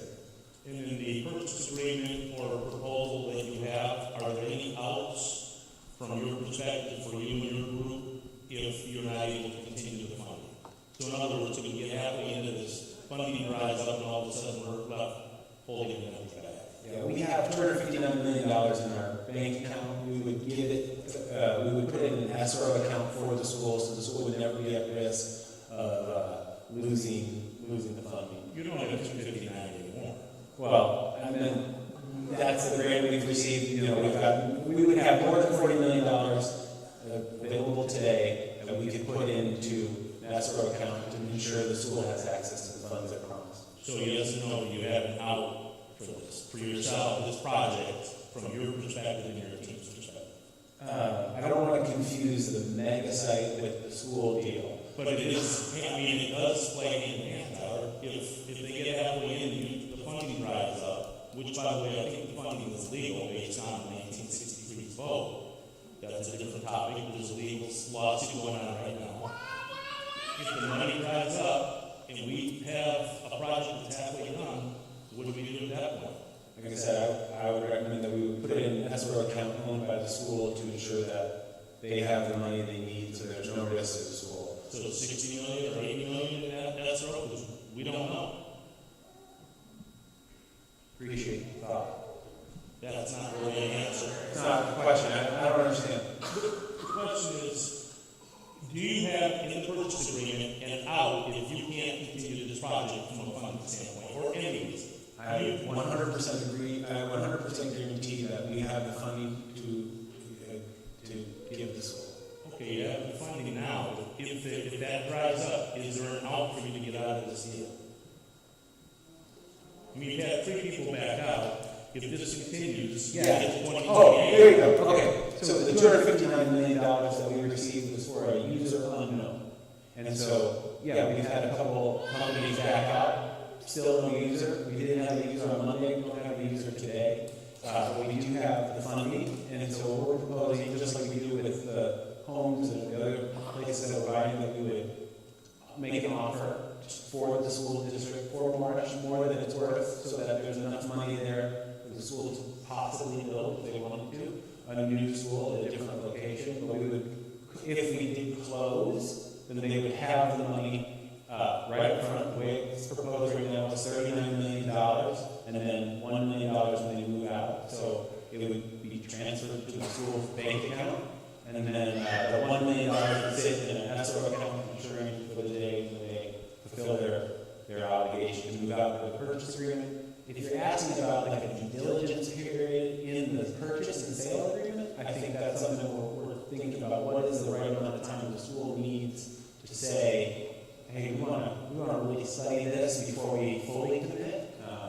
But yeah, we can do something like that. I mean, we need to do some sort of performance bond, which is typical in construction projects of this size, to make sure that they don't get caught with a bill that was not anticipated. Yes, $40 million sounds great, and moving it away from industrial sounds great, but at the same time, nothing's ever free. Somebody always paying something. Okay, so that's my question is, are we guaranteed that the school district won't be in harm's way with this project? Yes. All right. I'm going to move to... I just want to know, where's our mayor, Nate? Nate Henry is here? Our mayor of Short Street? Marco?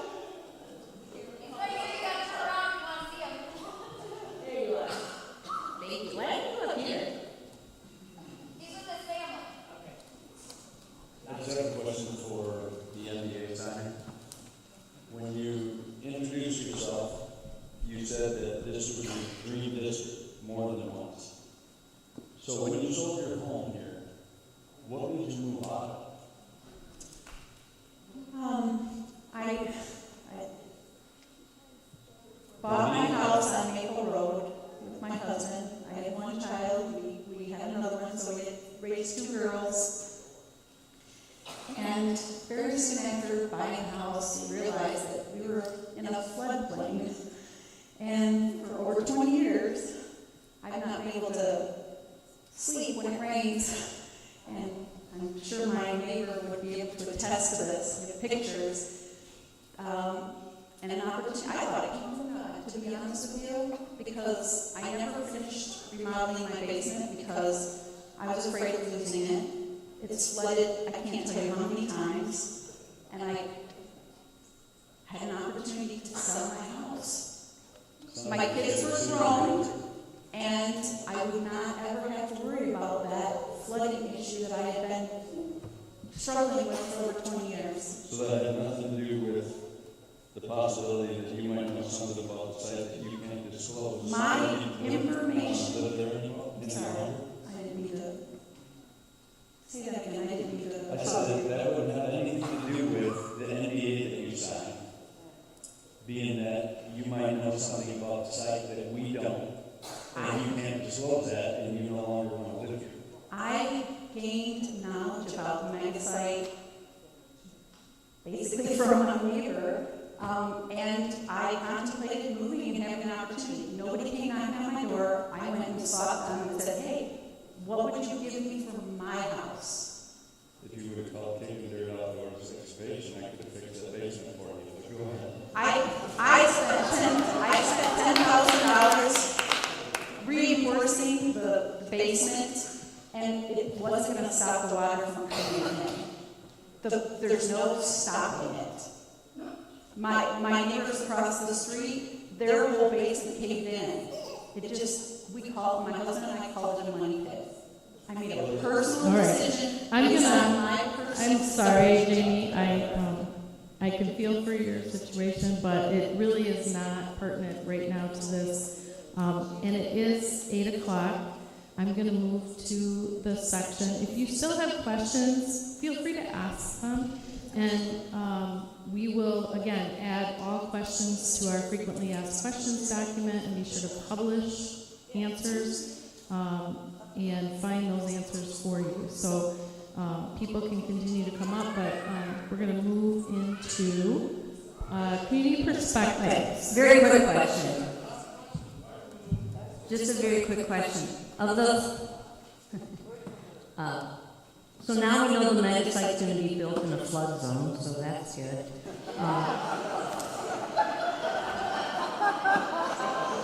My question is, of the $40 million, and that is a low ball, we should gotta be asking for $100 million. Of that $40 million, if you were to sell Morris Elementary, do you need to subtract out of that the costs for demolition and remediation because of potential hazardous materials in the 70-year-old buildings such as asbestos, lead paint, and all that? The $40 million offer to the school district is for the building as is. So any demolition or anything like that would, if that were to be the case, and we decided to demolish the school, it would not be on the school district, it would be on our organization. Mine is common. Okay, thank you. We keep hearing the word safety up here, and we keep hearing the word children up here, but all I really hear is money. Money really shouldn't matter to a public school district coming from federal funds or local funds or whatever. I could see Howard's Catholic wanting $40 million to sell to a car dealer. Used cars salesman sitting up here twiddling, nervous because you're lying constantly. But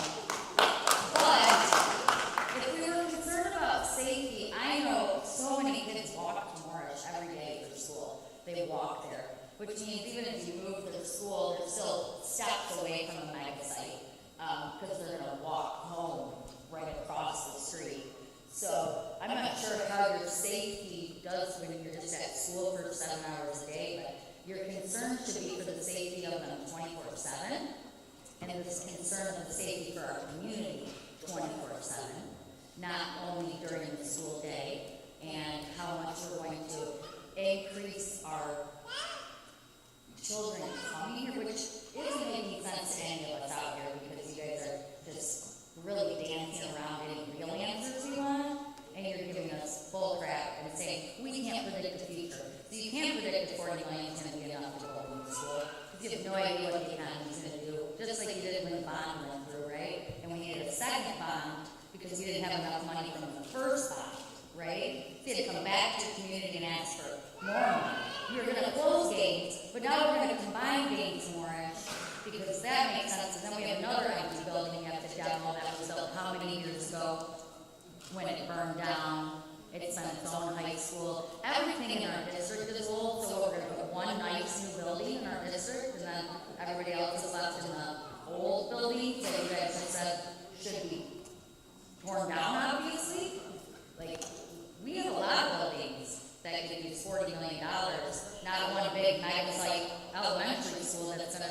third through 5th grade. Hopefully we go back to K through 5 if we're going to want to attract that many more students to an elementary school. But if we keep having superintendents that come in, make big choices, and they come right back out. So where are you going next, Mrs. Kitchen? Because you're going to sell our school, and then you're going to jump on the bus and ride to another one. All right. Thank Right you. now, I am interim superintendent. I appreciate it. I appreciate your ideas. I am interim superintendent. Currently, I'm in my 30th year with a possible plan of retiring in June. So I will be upfront and transparent. 2 weeks ago, I inherited this. I welcome the opportunity to be able to lead us through this. All right. Just a reminder before we move on to our next, we are in our community perspectives. We're going to ask you to present your perspective on the topic in 3 minutes.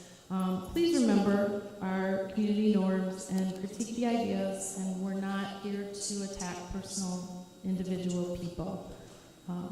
So thank you. We want to hear as many different perspectives tonight. We understand that feelings are very intense around this subject, for sure. Go ahead, thank you. My personal opinion is, since there's no plans to develop anything, there's no money that's going to back anything dangerous, because, you know, this could be affecting the toxic waste of many people's wells if there's some sort of a manufacturing that goes in there. What kind of environmental studies have been done? So your perspective is I would like an answer. How many studies have been done on the environmental impact of the neighboring homes, especially the homes that have wells? To my knowledge, I mean, I that don't would be think we've had responsible to time. have something like that before you can make a decision to even consider selling a school. Ma'am, are you asking a question? Yes, I am. Okay. So, Does anybody want to answer it? We have not had time yet to do any kind of environmental studies, and I'm not sure that environmental studies would be the duty of the district. It would be more on, we don't even, as been stated, we don't know what's coming, if anything, right? Then there should be no consideration for the town selling any school. The next concern is, what is the value, the appraised value of Morris Elementary School? We'll add that to Right our now, next say, question. what is the appraisal value of the school today? I wouldn't know that off Does the top of anybody my know? head. We can add that to the FAQ. I'm sure there's an allocation from the statement of values from our insurance provider that does an estimate of value. That does not mean that that's the market value. People don't generally buy schools any given day, so we can give you an appraisal value in response to that as a follow-up. Well, thank you. Because you know what? This, going forward, you don't have the answers. And you cannot consider doing what you are considering at all. I don't know how this is going to affect the betterment of our community. This is not going to be a betterment for our community. You say, oh, this is the best piece of land to build what you want to build. But this is the best piece of land that we value in our community. It has intrinsic value to us as a community, a residential farming community. We don't want it changed.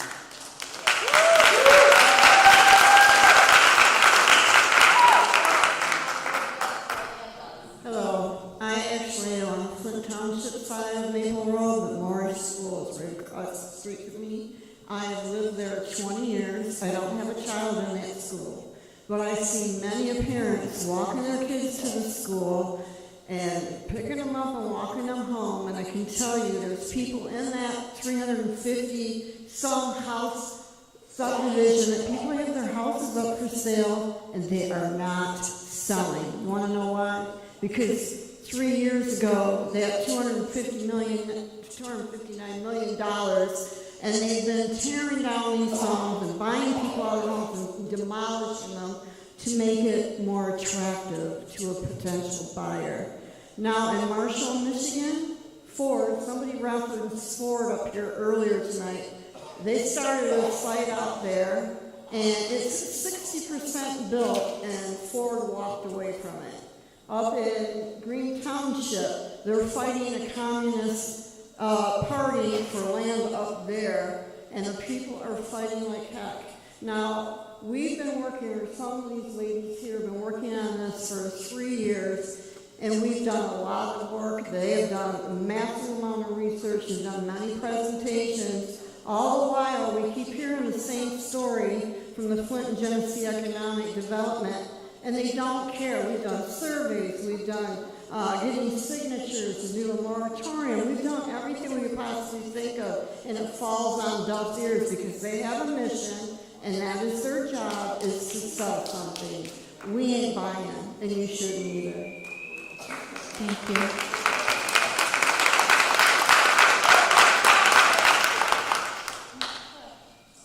Okay, so my comments are, I know I've heard from districts, representatives that they kind of have gotten involved in this whole mega-site thing because it's not a district concern until obviously Morrish, there's an offer to purchase Morrish. However, obviously this has a dramatic impact on the community.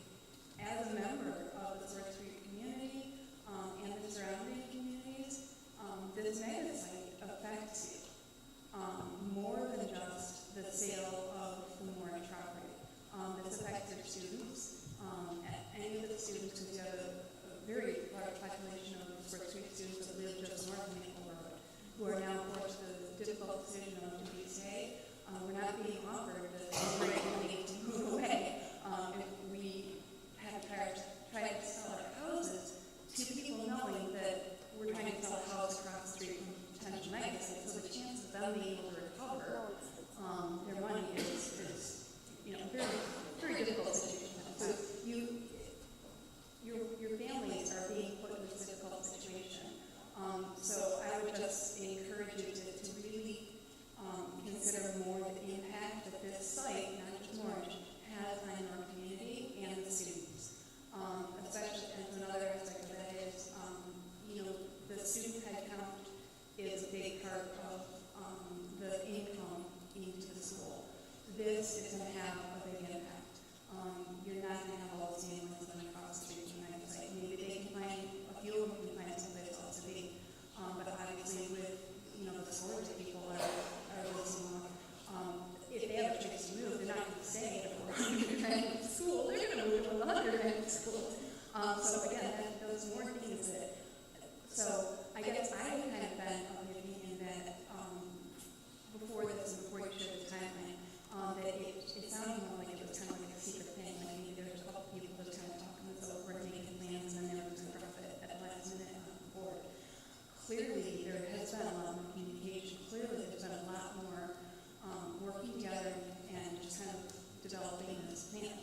So, if there has been this shared information that the board has been somewhat aware that this is coming, why have these projects of finding a good location, develop, coming up with a requirement list that comes from, that also takes into consideration input from parents and teachers, not just, I respect the people that have built schools and know what to do, but we want our own school. So if we've known all this time, and everybody's known all this time, that this was coming, why in June, when Tyler's, like really antsy to get an answer, are we just now starting this process? So, that obviously won't answer my question, but just something to consider. Thank you very much. Thank you. I'm going to say something real quick after what Jenny just said about the generous offer for the people inside the mega-site zone. The offer that I received, I know is not like changing money or anything like that, because your taxes are going to double when you buy a new home. Your insurance is going to double, triple, moving costs. So the people that are inside the mega-site zone, they're not making out. My My second thing is, I really appreciate the survey that the Swartz Creek Community Schools did. But however, I just took my own survey here, and I think 100% of these people don't want to sell the school or have a website.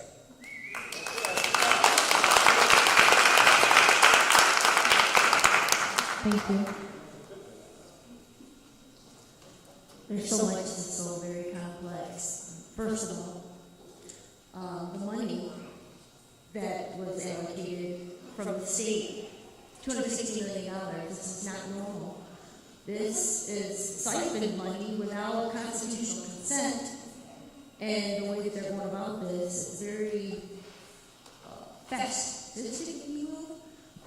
Government entities coming in, buying up our land with our money. We don't have a say. This is wrong. This is not American. This is a new resident owning 2 square miles, bullying us, taking our public amenity. I mean, I live across the street from Morris Elementary. Both of my kids went. And I hear all the time, oh, I went to Morris, people who are, my age. And it's Genesee County. We love Morris.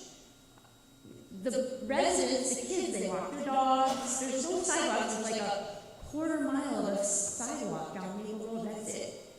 And to get across the street and to ride the bikes, fly the kites. There used to be a baseball field there. That's a sanctuary for us on that corner. That's a highway. I live on a highway strip, if you want to know the truth. It's hard getting out of my driveway certain times a day. I live on the corner of Linden and Maple Road. And we're going to miss that school if you move it. It's going to affect us in that district big time. That's our public amenity. And you're using our tax dollars.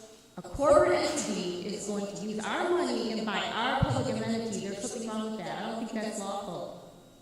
So you guys really need to think twice, 3 times before you do such a thing to us in the community. It's going to affect us big time. Thank you. Thank you.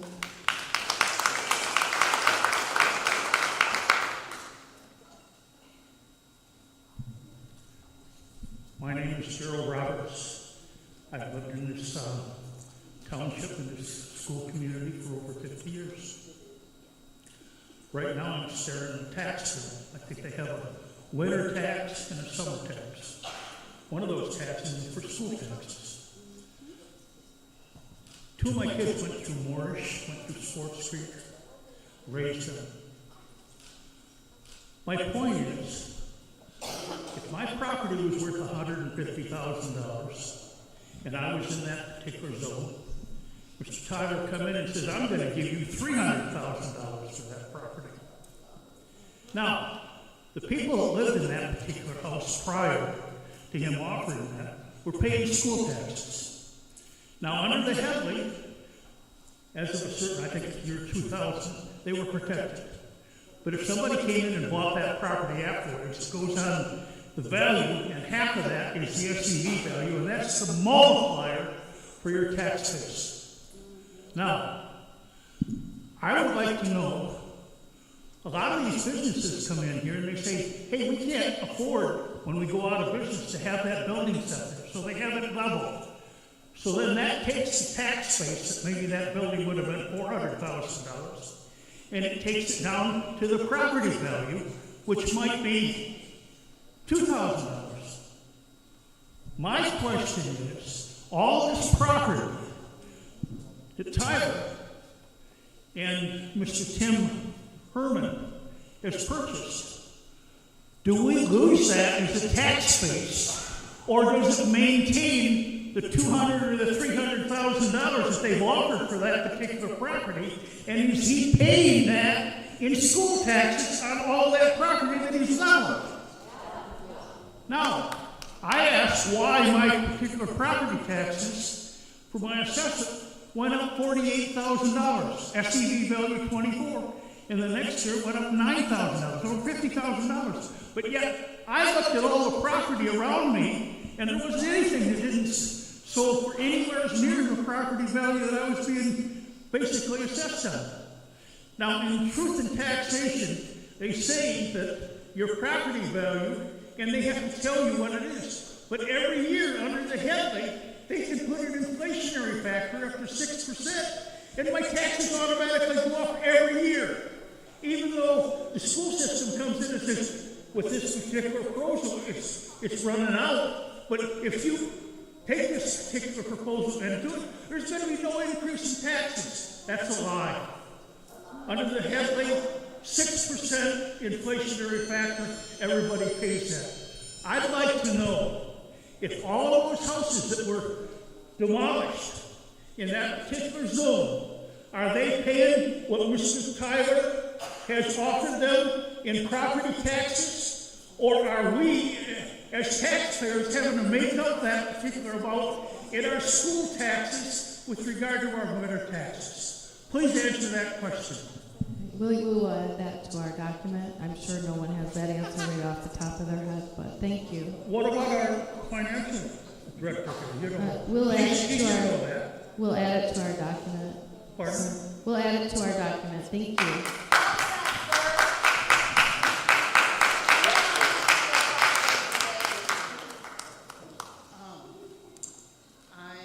My family has really close ties to Swords Creek.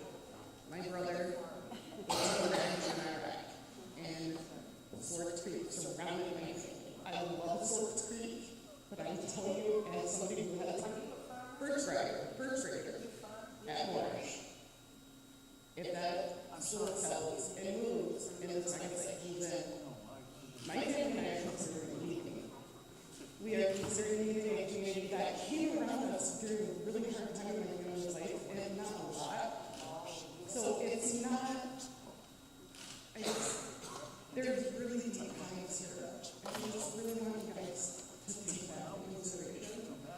And my other concern is we're talking about safety for the students, moving it down the road, 1 mile, 5 miles, 10 miles, I don't care. There's a daycare across the street. Their daycare is right there too. We also need to think about that safety as well. And I don't know if they still do GRC there, but some students from the schools go to that daycare for after school stuff. So we need to remember that it's not just that area that's going to be affected. And more, it needs to be other school areas on here and other GRC. Thank you.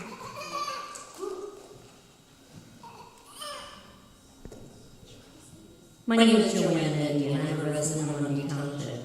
I think you have some really great norms here, the creek norms, so I'm going to use them for my talk.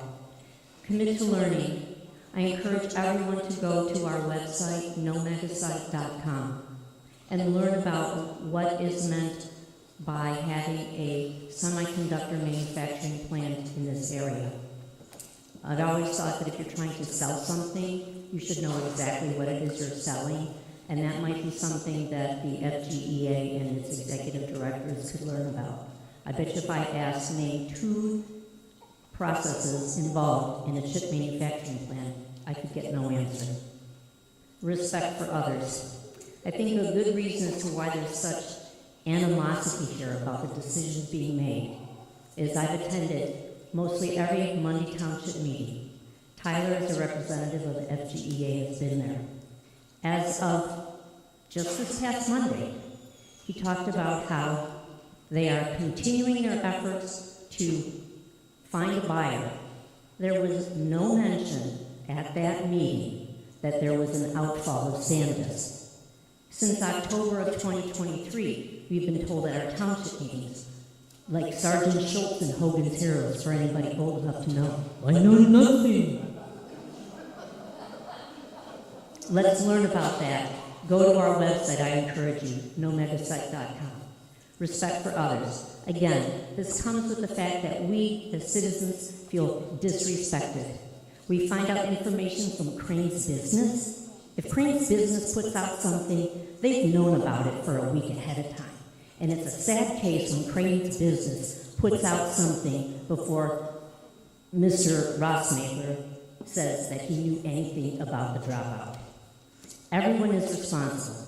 I'd like to know who will be responsible for any toxic aftermath for the creation of a semiconductor chip plant. You do know that Silicon Valley is the highest Superfund entity, and that site has yet to be cleaned up, and we're talking 40 years. Everyone is safe. I don't really have an answer or a comment on that, because my question is, really? Is really everyone safe with a semiconductor chip plant? Kindness counts. Kindness counts isn't just for the residents here in this audience. It has to come from that side too. And when we are not told the information when it happens for a situation as critical as this, we're not asking for the details of the business deal, but it should have been told in June of 2023 that, we have a potential buyer. Creek is just for that side of the fence and this side. Thank you. You talked about animosity, and I think there's some reasons why that does exist. We'd like to believe that we're getting the truth, but there's things that happen that just don't lead to it. Maple Creek Preserve has an HOA. There's 3 people from your organization who are working for you that are on the board of that HOA. They don't live there. Joel Fike is on that board, he's vice president. Wayne Cooper's on that board, he lives in Fenton, and there's another real estate person on there who lives in Fenton. That doesn't make sense. Why would they be on the HOA of a property that's at the corner of Times and Maple? Okay? PA 116 was voted down by the Mundy Township Board. You guys went to the state, said, hey, we need a favor. It was taken away. Why was that? Now here's the big question. Who actually owns the property? You have said multiple times, we own the property. It's actually in the Maple Hill LLC. Look it up, it's owned by Tim Herman. How does an individual person get $259 million? And you're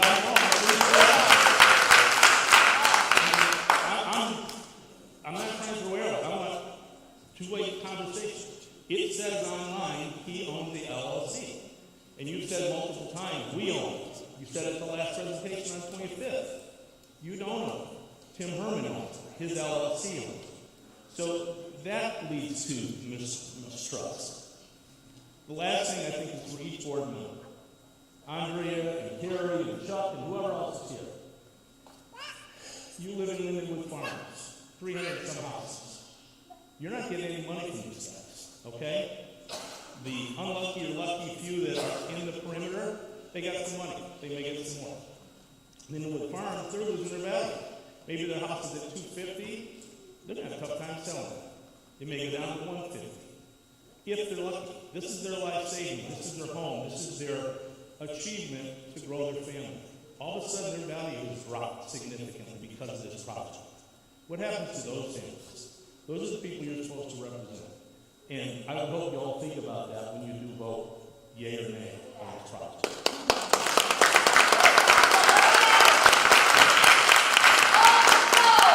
Thank you. Maybe they are getting money. I'm not sure. Could we have our next person step forward? Thank you. Hi, my name is Eric Brody. I am currently a Swartz Creek High School student, and you just look around here, most people are getting a little bit older, and I think it'd be nice to have a perspective of someone who's actually a student here. And one thing I don't think a lot of the members of the public see is what our schools look like on the inside. Our schools are pretty outdated. We've had teachers from other schools come here for whatever event, and they tell us that, oh yeah, your classes are small, they look like they're straight out of the 50s. So all I want to tell you, I would support selling the Morristown Elementary. It's nice to have something new, it's refreshing, I think it helps the learning environment. But with that being said, coming from a family that owns a farm, all I would ask is that if you build a new school, try to look at not farmland. Farmers are the backbone of America. It's important to preserve this land. And although the majority of the mega site is farmland, we can't control. You guys have no control over what the mega site will do. Excuse me. Census Board has no control over what the mega site buys, and it's important that if you build a new school, try to put it not on farmland. there's so much other land, abandoned houses, things like that. That'd be a lot better to put a new school there instead of putting on some farm land. That's all I have to say. Thank you.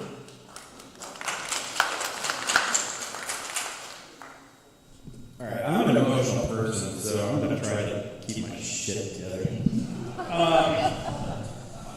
I want to reiterate a few points other people made too, but first and foremost, I grew up in Swartz Creek, K through 5, Moorish alum, and now my 6-year-old is going into first grade at Moorish.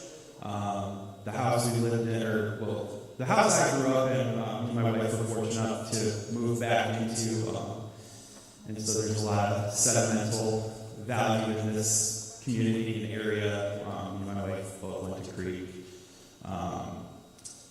First and foremost, they mentioned, not wanting to harm the health of students at Moorish, but like other people have said, there's surrounding areas that will also be affected, wells we got to consider. It's a huge area just beyond the mega site. It's south of Hill, it's north of Maple, it's east of Linden, it's west of Elms. There's a lot of area that's going to ultimately be affected by this that needs to be considered.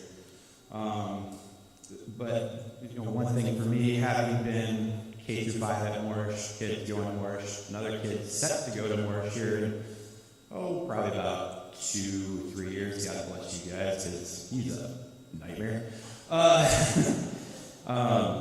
One thing, we live right across, we're right off of Hill and Linden Road, and one thing I worry about is a giant eyesore of a manufacturing facility, not just the health ramifications of environmental ramifications, but just the freaking eyesore that factories and facilities might cause.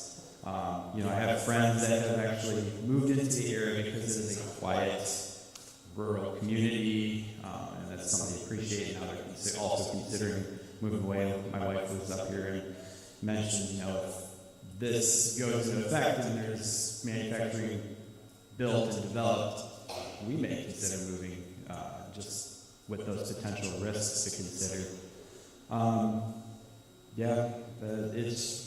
I'm against big manufacturing in the area, and I just wanted to voice that opinion. It may be falling on deaf ears for all I know, and even if I'm hammering home viewpoints that other people and concerns that other people have made, but I want to at least get the opinion across. I'm not for it. Thank you.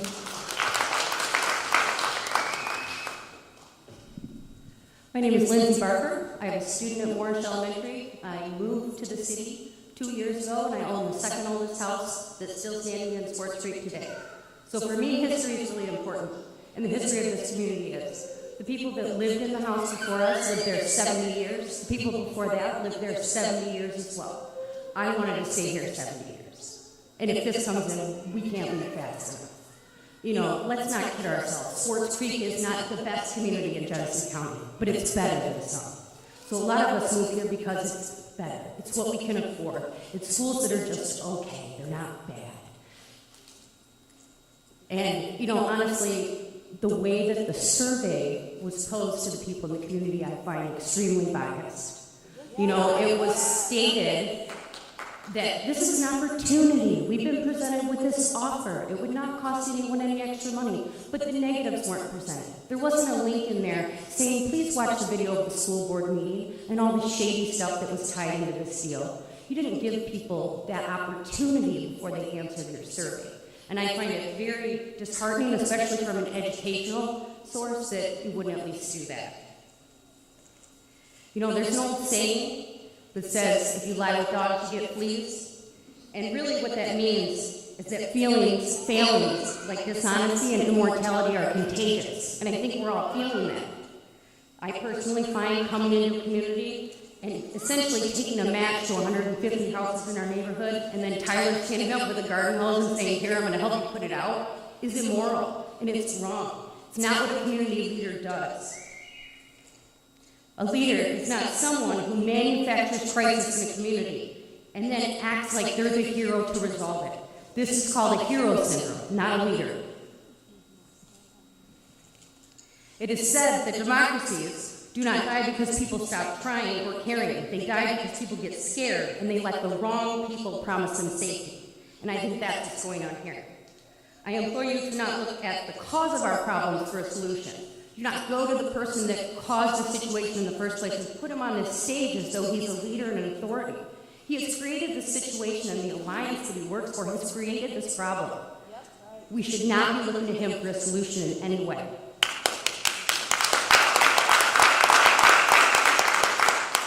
I would encourage you to consider first getting all of the facts and all of the bids from actual builders that have no affiliation to the buyer. I'd encourage you to come up with an actual price of a new school, investigate potential sites, crunch the numbers and costs of old versus new. Then you counter-offer at an actual amount that's reasonable. Central High School is currently being rebuilt to the tune of $125 million, and they already own the property. Grand Blanc High School athletic facility, they already own and was remodeled and cost $47 million. I think $40 million is a slap in the face.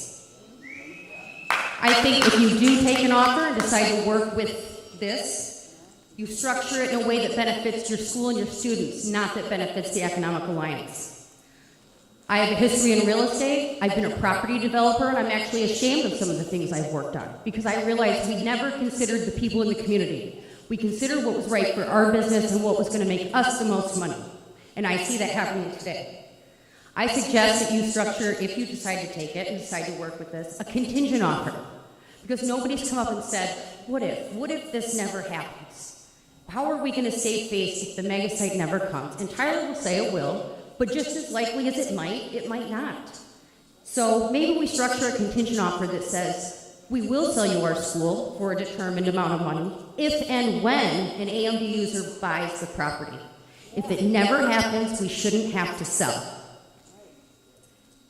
Tyler has put this immense pressure. 30 seconds and wrap up. Okay. We're over our time. Tyler has put this immense pressure on our community to make this decision and look at his offer. He keeps saying he doesn't need our property, but if he didn't need it, why are we here? Let's be real. We're in a day and age where you don't spend $40 on something you don't need, let alone $40 million. Thank you. Thank you.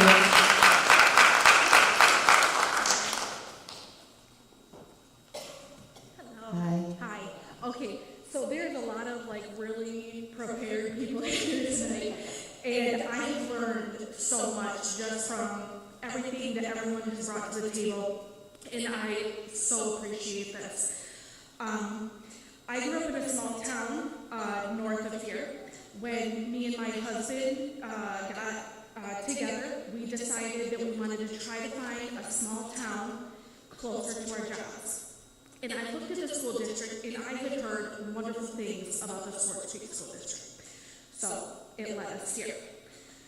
And I was not happy about the mega site. Hearing about it, it's scary to me. It's the reason why I wanted to try to stay in the hometown kind of country setting. And I thought Swartz Creek was great, considering where I had grown up at.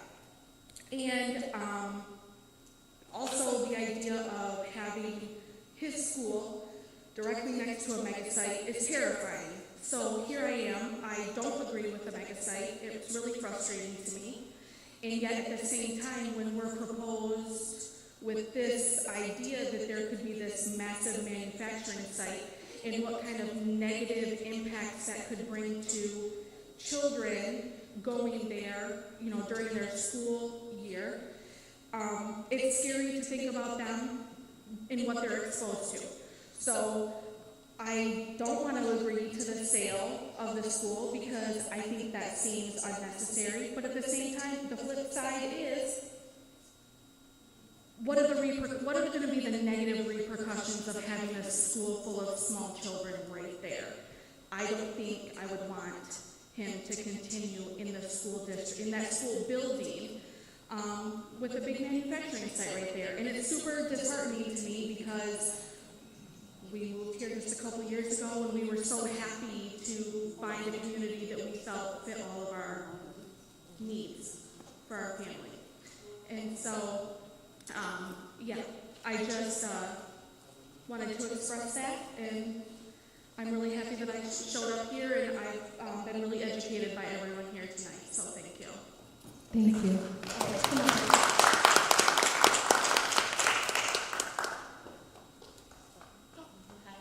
I'm a rancher. I live across the street from this mega site. We raise cattle, and it's going to have a direct impact on my ability to raise cattle. And at a time where our country is short on food, we are lacking in beef. We cannot feed our country with what we produce here. And my question to you, Tyler, is, since you don't have a buyer, would you be willing to work with us to create jobs that we all agree on, fit our environment and our community? That's the question. Would you be willing to work with us to create jobs that we all agree on, fit our community? You don't have a buyer. Would you be willing to work with us? Thank you for the question. We will be willing to entertain any deal that will create 2,000 jobs or involve $2 billion of investment. All right, let's bring us to the table. Let's talk about it. Perhaps we have a better idea. Thank you. Hi.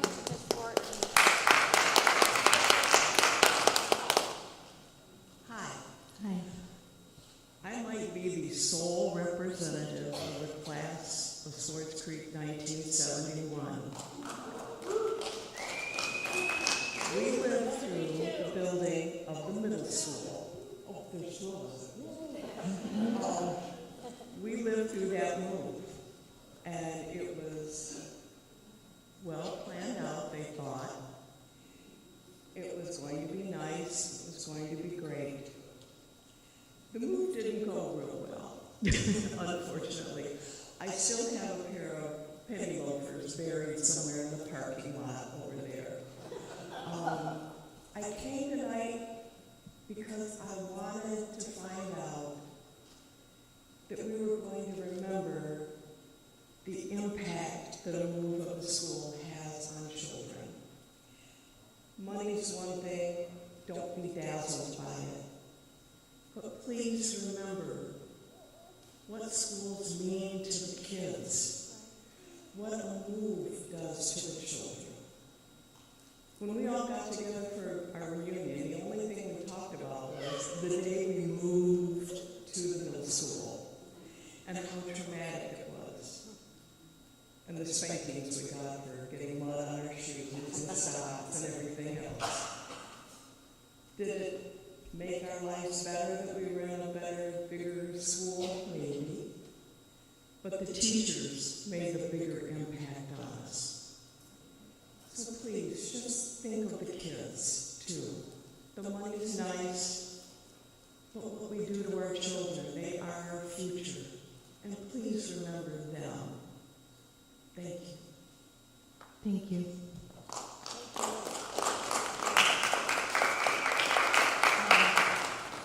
I have questions about finances for the school, because I know a lot of people say 40 million, but a lot of times things cost way more than what is presented.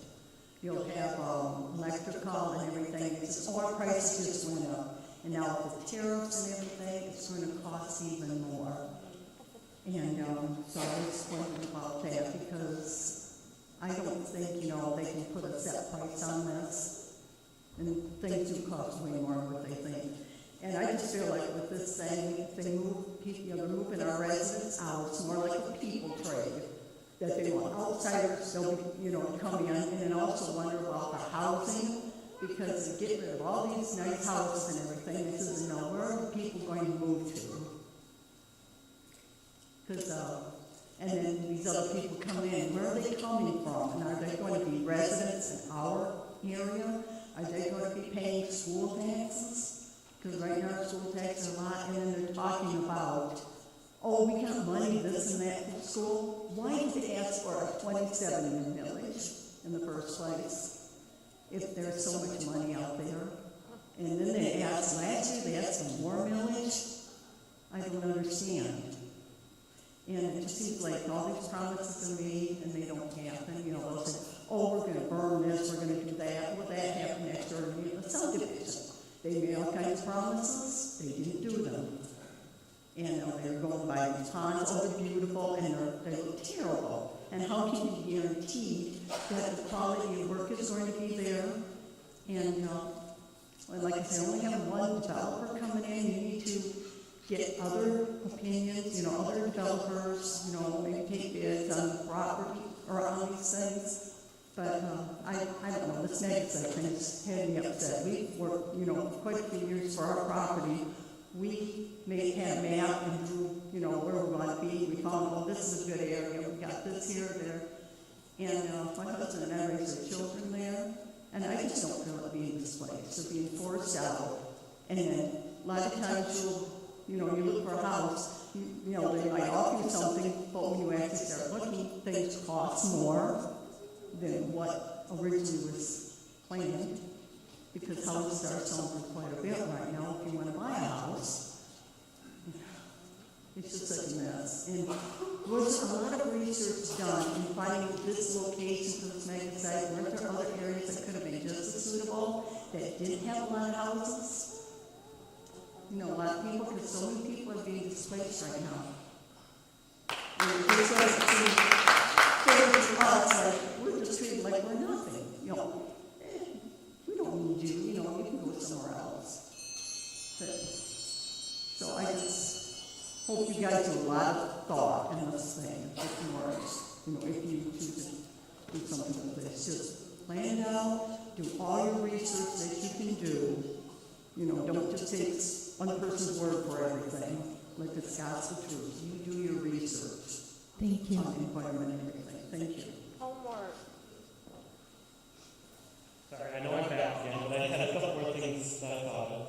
After watching everything I've seen today, I feel like a lot of the public came to just talk about their opposition towards the mega site. But I feel like you're talking to the wrong people right now. You're talking to a school board that has nothing, they have no control over anything that has to do with who buys land, who develops land. Their only purpose is to decide what happens tomorrow. And right now they are put in a position where they ultimately, it seems like the only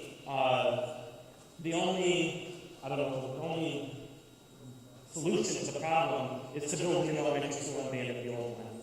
And another thing I saw a lot of concern with is people think that our board is concerning our site. They're not caring for what our students, not putting our students first. And I think by building a new school, you are putting your students first. Putting your students first means giving them a nice new furniture, chairs that up wobble. If you go to high school, half the chairs in the school wobble. It's uncomfortable to sit there for hours on end. Putting students first means giving them comfortable furniture, a nice big room where you don't feel cramped with 30 other students that's not hot, has AC that decides to work one day and not work the other. This is putting students first, building an elementary school. And finally, I just want to thank the board, because I know it's a lot of hard work, and Jim Kitchen, I know you're put in a difficult position, but yeah, that's all I have to say. Thank you. I got a question about the proposal on Maple Avenue.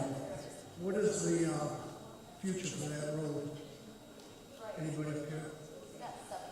I'm sorry, can you repeat your question? From Linden to Allen's on Maple Avenue, what is the proposal for the road? Are they going to widen it? Oh, no current proposal. Why are they tearing houses down on Maple Avenue? Is it to make it wider, the road? They have the whole side of the road so they can widen it. I live right in the middle of Maple Avenue and I'm not moving. And what's going to happen if they put a road in and widen it? They're going to bring 3 feet up to my doorstep? Yeah, I don't know that anyone here has any control over the roads. That would be for the... To widen the road for the project. I was told it was going to be widened. There's no proposal for anything on. Because of the dispute between 2 townships right now. Our roads are a mess.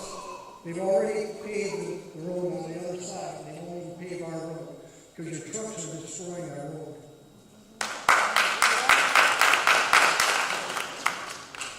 Besides, is this a residential area? What is it? What is the zoning here? You know, I'm happy to answer those questions. The zoning is, was it agricultural? These are very good questions for Money Township. But you have your property over there right now with all kinds of equipment. If I put that kind of equipment on my residence, I'd be fine. But yet you can have these big backhoes and all these movers over there, but it's okay, right? I don't understand that. But the residents do that, they'll be fine.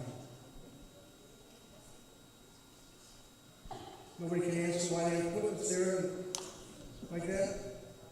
Yeah, we are doing the demolition work on Maple Road. Yeah, your equipment is being stored there.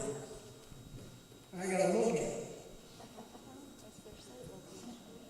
My brother-in-law had to put up a tent around his, he had a backhoe, a big piece of equipment like that. He had to put a tent because the neighbors complained.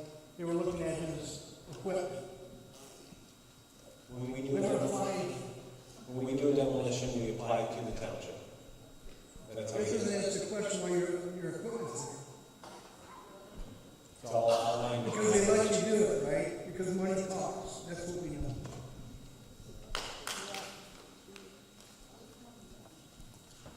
I just want to say, I don't think this is a situation where if you build it, they will come.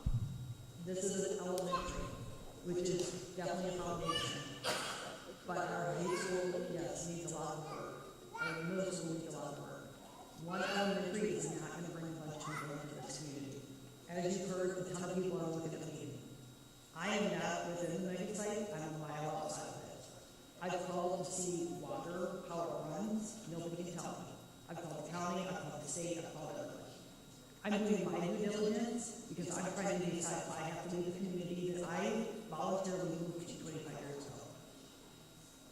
My kids, I know the two of you very well from my kids growing up in this community. This is not, I don't see the benefits of selling for a mega site. Am I for a new school? Absolutely. Are we taking the easy route? 100%. A mega site money is not the way to go. In my opinion, we could have taken our bond money and spent it better. Not put lipstick on a pig of these buildings. And we could have maybe built new buildings with some of that money. This flood money that we're using isn't the way to go. And it's not going to bring people to the community. And how are we going to make up for the lost tax dollars of our property values? Decrease. Because I 100% guarantee my properties are going to decrease. Thank you. Janet Smith, I live a quarter mile from the mega site. My concerns, the school board really cannot consider whether the mega site is good or bad, and I get that. But they have to, I'm hoping you guys will really look at this and see if the 40 million is sufficient for your needs, and really look at the needs of the district when they consider this. The plan that Tyler brought me before us, that was just a plan that they thought of and they put together. They did not consider the needs of the Swartz Creek School District. So I really hope you take the time to look at this. Also, they've known about this for 3 years. And it really ticked me off last month when they brought you a proposal that they wanted a decision on in less than 3 months. That's ridiculous. Especially a decision of this magnitude. And then, by circumstance, it's when we lose the superintendent. So the board is distracted at this time. So I'm hoping you really take a look at this and consider what is best for the school district. And one other point, I worked 30 years in silicone industry up at Dow Corning Corporation. We owned half of Hemlock Semiconductor at the time. And you're not going to get 2,000 jobs with a semiconductor. Hemlock Semiconductor is worldwide. very high in the industry. I think it's number one. They have 1,300 employees. They've been in business since 1962. And they have nowhere near 2,000 employees. Also, there are if you want to see what a semiconductor plant looks like, drive up to Hemlock and you'll get a good look at it. It's built in the middle of nowhere on purpose. It's because it's not, they have safety things in place, but it is a very dangerous operation. There is no way I want to live within 3 miles of it. So, when I heard that they were considering a semiconductor, I was really, really upset about that. And the school board that's needed here or there. But anyway, it's just for information. Thank you.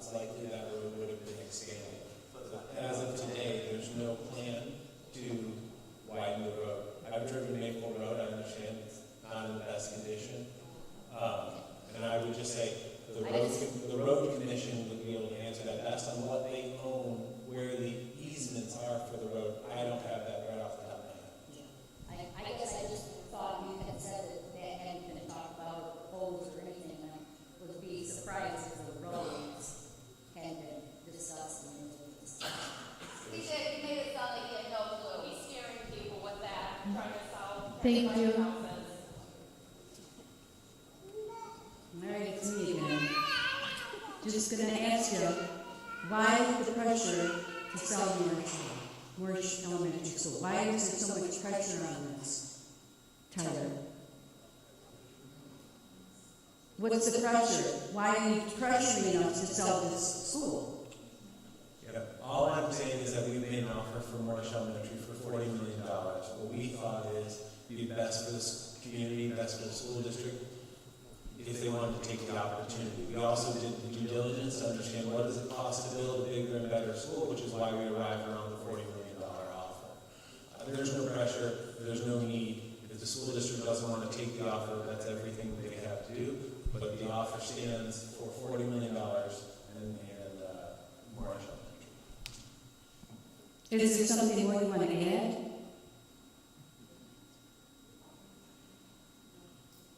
Are you going to be losing some money if this isn't a done deal by a certain amount of, or a certain date? No. Are you going to lose some money if it's not so, if you don't have total control of all of this area by a certain date? You're going to lose the money? No, I've got to spend the money by 2028. And if you don't, and if you can't, then you're going to lose out on that money, is that correct? Sure. If I don't spend the How money, much, what is the date?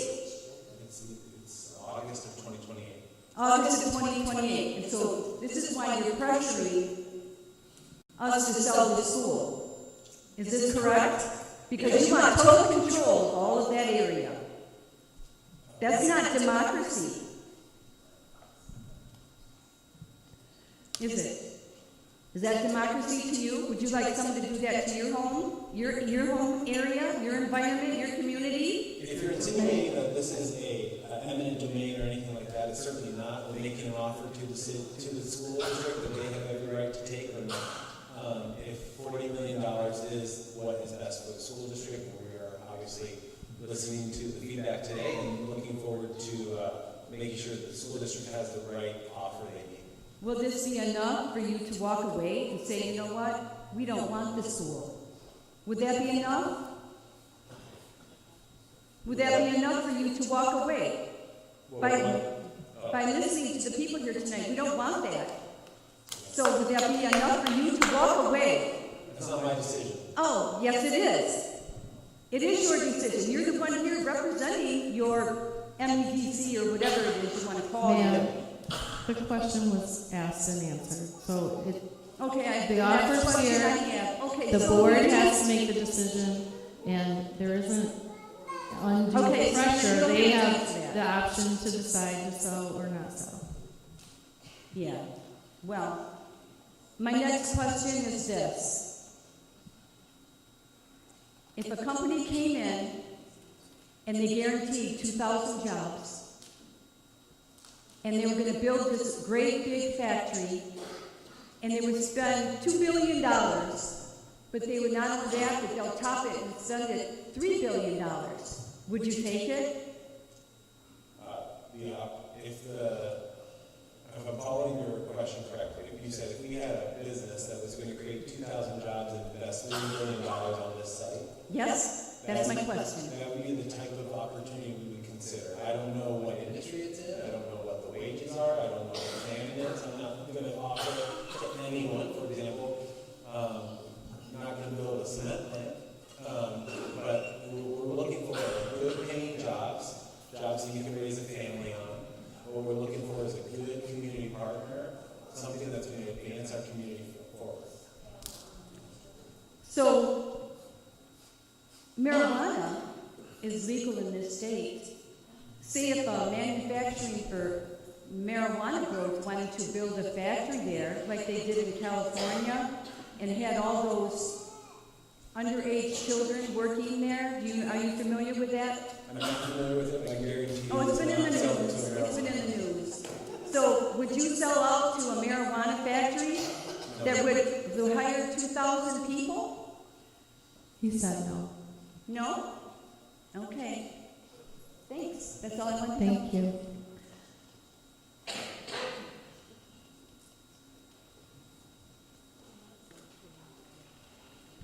Good evening. I have a question for each of you individually. We know the focus is the semiconductor industry. That's been very clear, even though it hasn't always been said by the Flint and Genesee County Economic Alliance. But I want to ask each of you, one at a time, with your young children, how close are you willing to live to a semiconductor industry? How close are you willing to live with your young children? Are you willing to live 200 feet away, across the street, Maple Road, across London Road, across Hill Road, the houses that are still that will still be standing? Go ahead. If I could answer that on behalf of everyone up here, well, instead of everyone up here, let me say it that way. What we are, just to be clear, what we are looking to do is attract an advanced manufacturer that's going to create 2,000 jobs and invest $2 billion.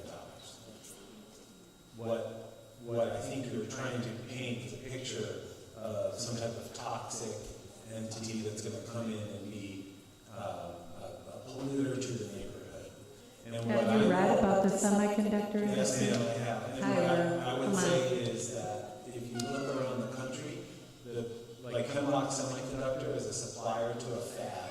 There's fabs that are all around. Did you hear what she said about it? Yeah, if I could. It's just that, and what I would say is that one thing that they like about this site is that it gives them big, ample setbacks with buffers and green space. If you look at Beaverton, Oregon, which is a town a lot like this community, it has a Costco, it has an airport, it has Intel, and there's $700,000 homes right across the street. And so I just would like to say, we can't deal in what ifs. Right now, we do not have a user. Surely we want to ensure all the environmental protections are in place and that no one is at risk of any environmental contaminations or anything like that. That's obviously, and that's something Lundy Township has been very clear about them requiring. But right now, we do not have a user. We do not have a semiconductor user. We've looked at anyone who's going to create $2 billion and 2,000 jobs, but it's not going to be just any deal like marijuana. It's going to be somebody that's a good community member, like we have many examples here in our community.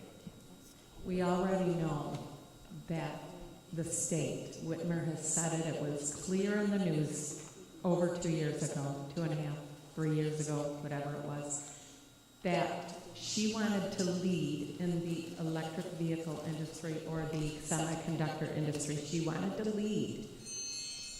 That is going to be that's the hope. Would you move your small children? Would you live in one of the houses for years and years with your small children and your wife across the street? Be honest. As God is our witness, would you live across the street from the semiconductor, because beautiful bushes and lovely berms and all that aren't going to protect you from what it will do to the environment? Will you Thank you, ma'am. We understand your perspective. If you let the next person speak, I need to know the answer to the question. Would you move your family there? I haven't received an answer. Well, he spoke longer than I did by far. He doesn't have to answer. Mr. Kitchen, would you live across the street? With the semiconductor. Grew up in Columbus, Ohio. That's up in downtown. It was all around me. My answer is not fair because it's hypothetical. I would not have a problem next to something like that. There are other manufacturing that I would have an issue with, but a chip factory, I wouldn't have an issue with living across the street. Have you read about the semiconductor industry? Have you read about semiconductors? Do you know anything about it? I have read something about it, yes, but again, it's not. Are you aware of the environmental hazards? Again, I'm not a voter. I'm not voting on this. The board is voting, so it doesn't matter whether I vote or not. I'm honest when I say, based on the hypothetical situation, that it wouldn't concern me. But again, when my kids are raised, I can't have the same passion as you. I'm so sorry. Thank you, ma'am. All right, thank you.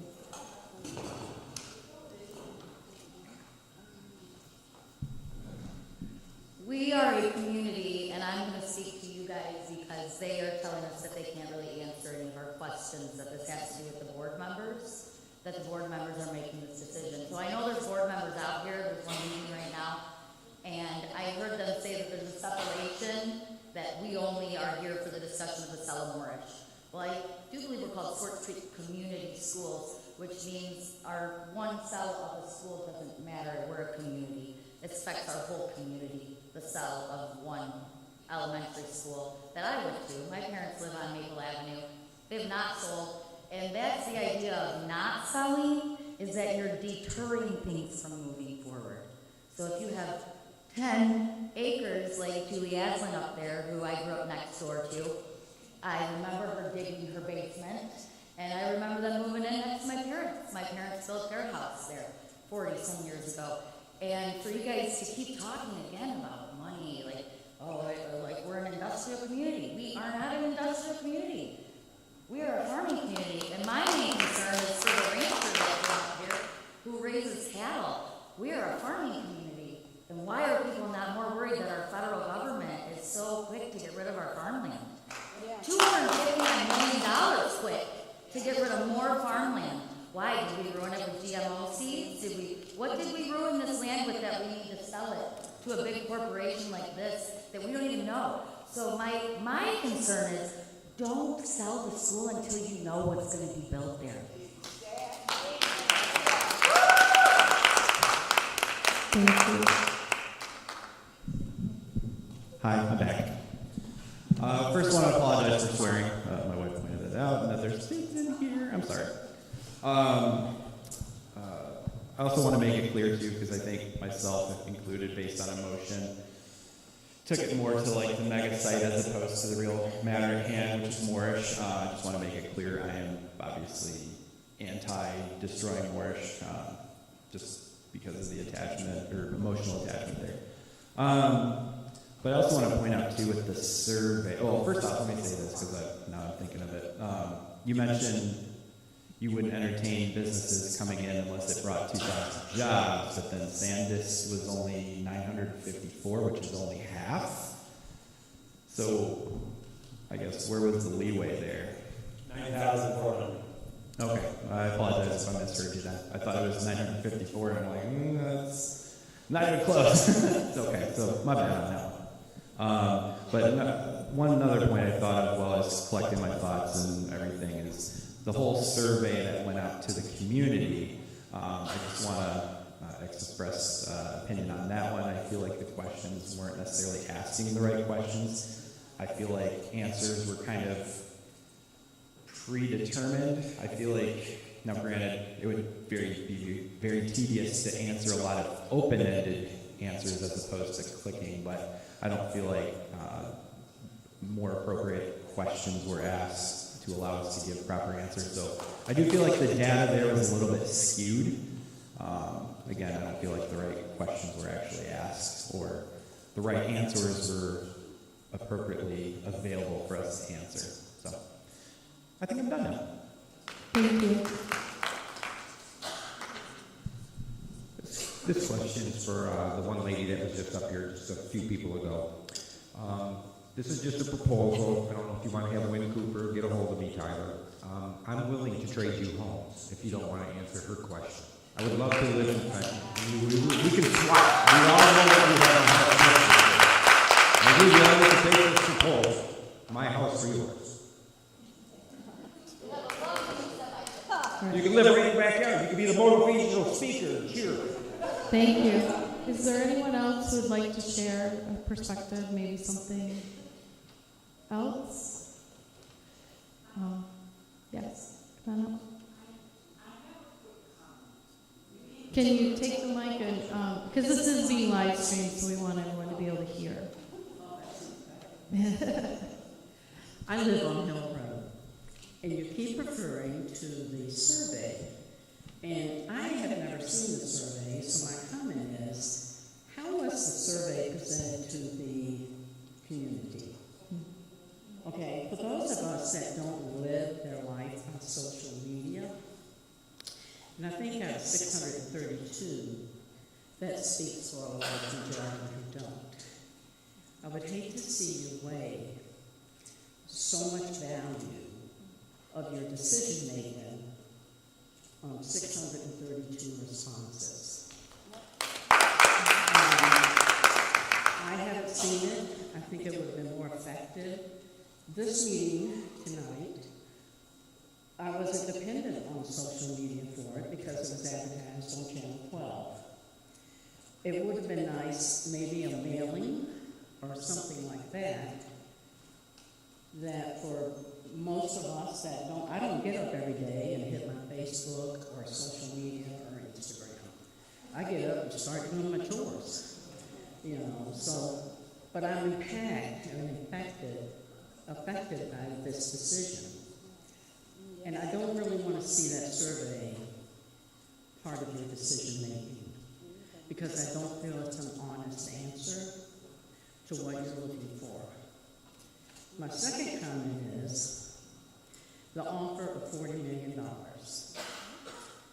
I don't recall hearing anything of the school moving or being concerned. I know they were concerned, but it just wasn't put out to us on the effect of the kids in that area until $40 million was put in. And then it was like, oh, we want to build a new school. In 3 years, eggs have gone from $1.50 to $9 a dozen. So in 3 years, you're getting one person's impact on this Louvet guy and the committee saying $40 million to build a school. Are they going to give you like a contingency fund of $10 million in 3 years if it's more than $40 million? Or is that burden going to be put to the taxpayers? Yeah, I mean, it's like, okay, I'm going to give you $40 million, I'm going to give you 39, and then I'm going to give you $1 million when you buy the land. But you're not going to have the school for 3 years. In 3 years, $40 million could be a drop in the bucket, especially with building supplies and tariffs and stuff. You're basing these decisions, and that total on 2026 now. You need to look at what are you going to be looking at in 3 years? Because the taxpayers aren't going to want to pay this. And unless they're willing to give you, you need to look at that $40 million, and I agree. You need $100 million, and you need a contingency fund put in there for whatever percentile that difference could be. Because that's the decision making you need to really look at. If you really want to relocate these kids, make it as agreeable with the community that they feel good about it. I don't think moving a mile down the road is the answer, and I don't think $40 million is the answer. But I do think it could be a problem, and I think we need to come at it in a different direction and with some better answers than what you're getting from the people you're hearing from. And I would love that survey, because I'm one chick that's loaded with opinions, and I would have no problem giving them to you, but I don't think 632 surveys, that's a drop in the bucket, and you know it is. And you might say 60% of those people said, oh, this sounds good. And you might say, well, okay, we got 60 people here tonight. But I don't think one person here hardly is going to say, yeah, that's a good idea, give me that survey. I don't think it was the right way to go. Mail it to me, or I'll come by and pick it up. But that's not what you need to depend your answers on. So that's just my opinion. Thank you.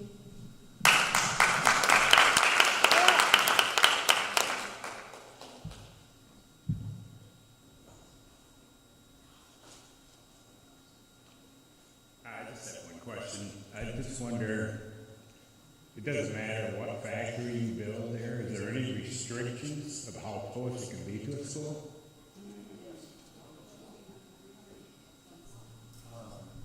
There's no restrictions per se. There are restrictions on how close it can be to a structure.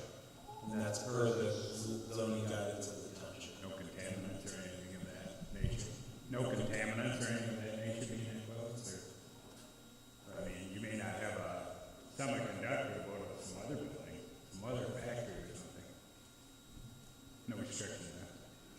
And none that I know of. I mean, there might be on some per the uses of some chemicals or something, but nothing, there's nothing outlawing the use of this land because it's next to a school. Okay, thank you. Thank you. So our Board of Education, as we stated, have a huge decision in front of them. They've heard a lot of perspectives here tonight, a lot of different ideas, and lots of questions, I think, remain unanswered. I want to offer a quick summary just for the board, for the parties here, although this was live streamed and the recording will be available, so anyone who wants to review and make sure that everything is recorded can do so, and we certainly will be doing that to make sure our FAQ document is completely populated by all of the questions and thoughts tonight. But I know we have lots and lots of questions and concerns around the information and the sources of information.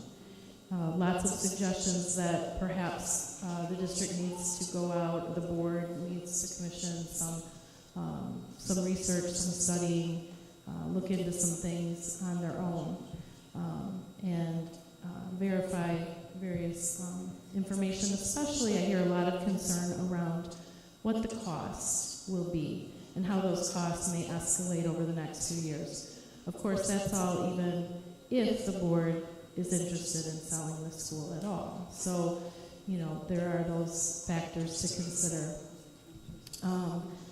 The next board meeting is Monday night. The board may discuss it. People can certainly come for public comment at any board meeting. We do it's 6 p.m. Monday, and there will not be a decision made. Like, this is not something we're rushing through at Monday night's board meeting. So the board may choose to discuss it. running out of my own time here. The board may choose to discuss it, and they may choose, or public may choose to come and speak at the board meeting, like every board meeting you can. But it's not on the agenda to vote and make this decision Monday. And with that, I'll turn to my panel, especially Mr. Kitchen. Did I miss anything in there? I do. One thing before Mr. Kitchen, I give him an opportunity to wrap this up. I just want to say thank you from the bottom of my heart. Like I said earlier,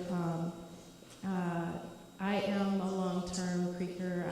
I graduated from here, grew up here, chose to spend my career here, continue to serve the district and the community. I have family that work in the district. I have family that live in the district.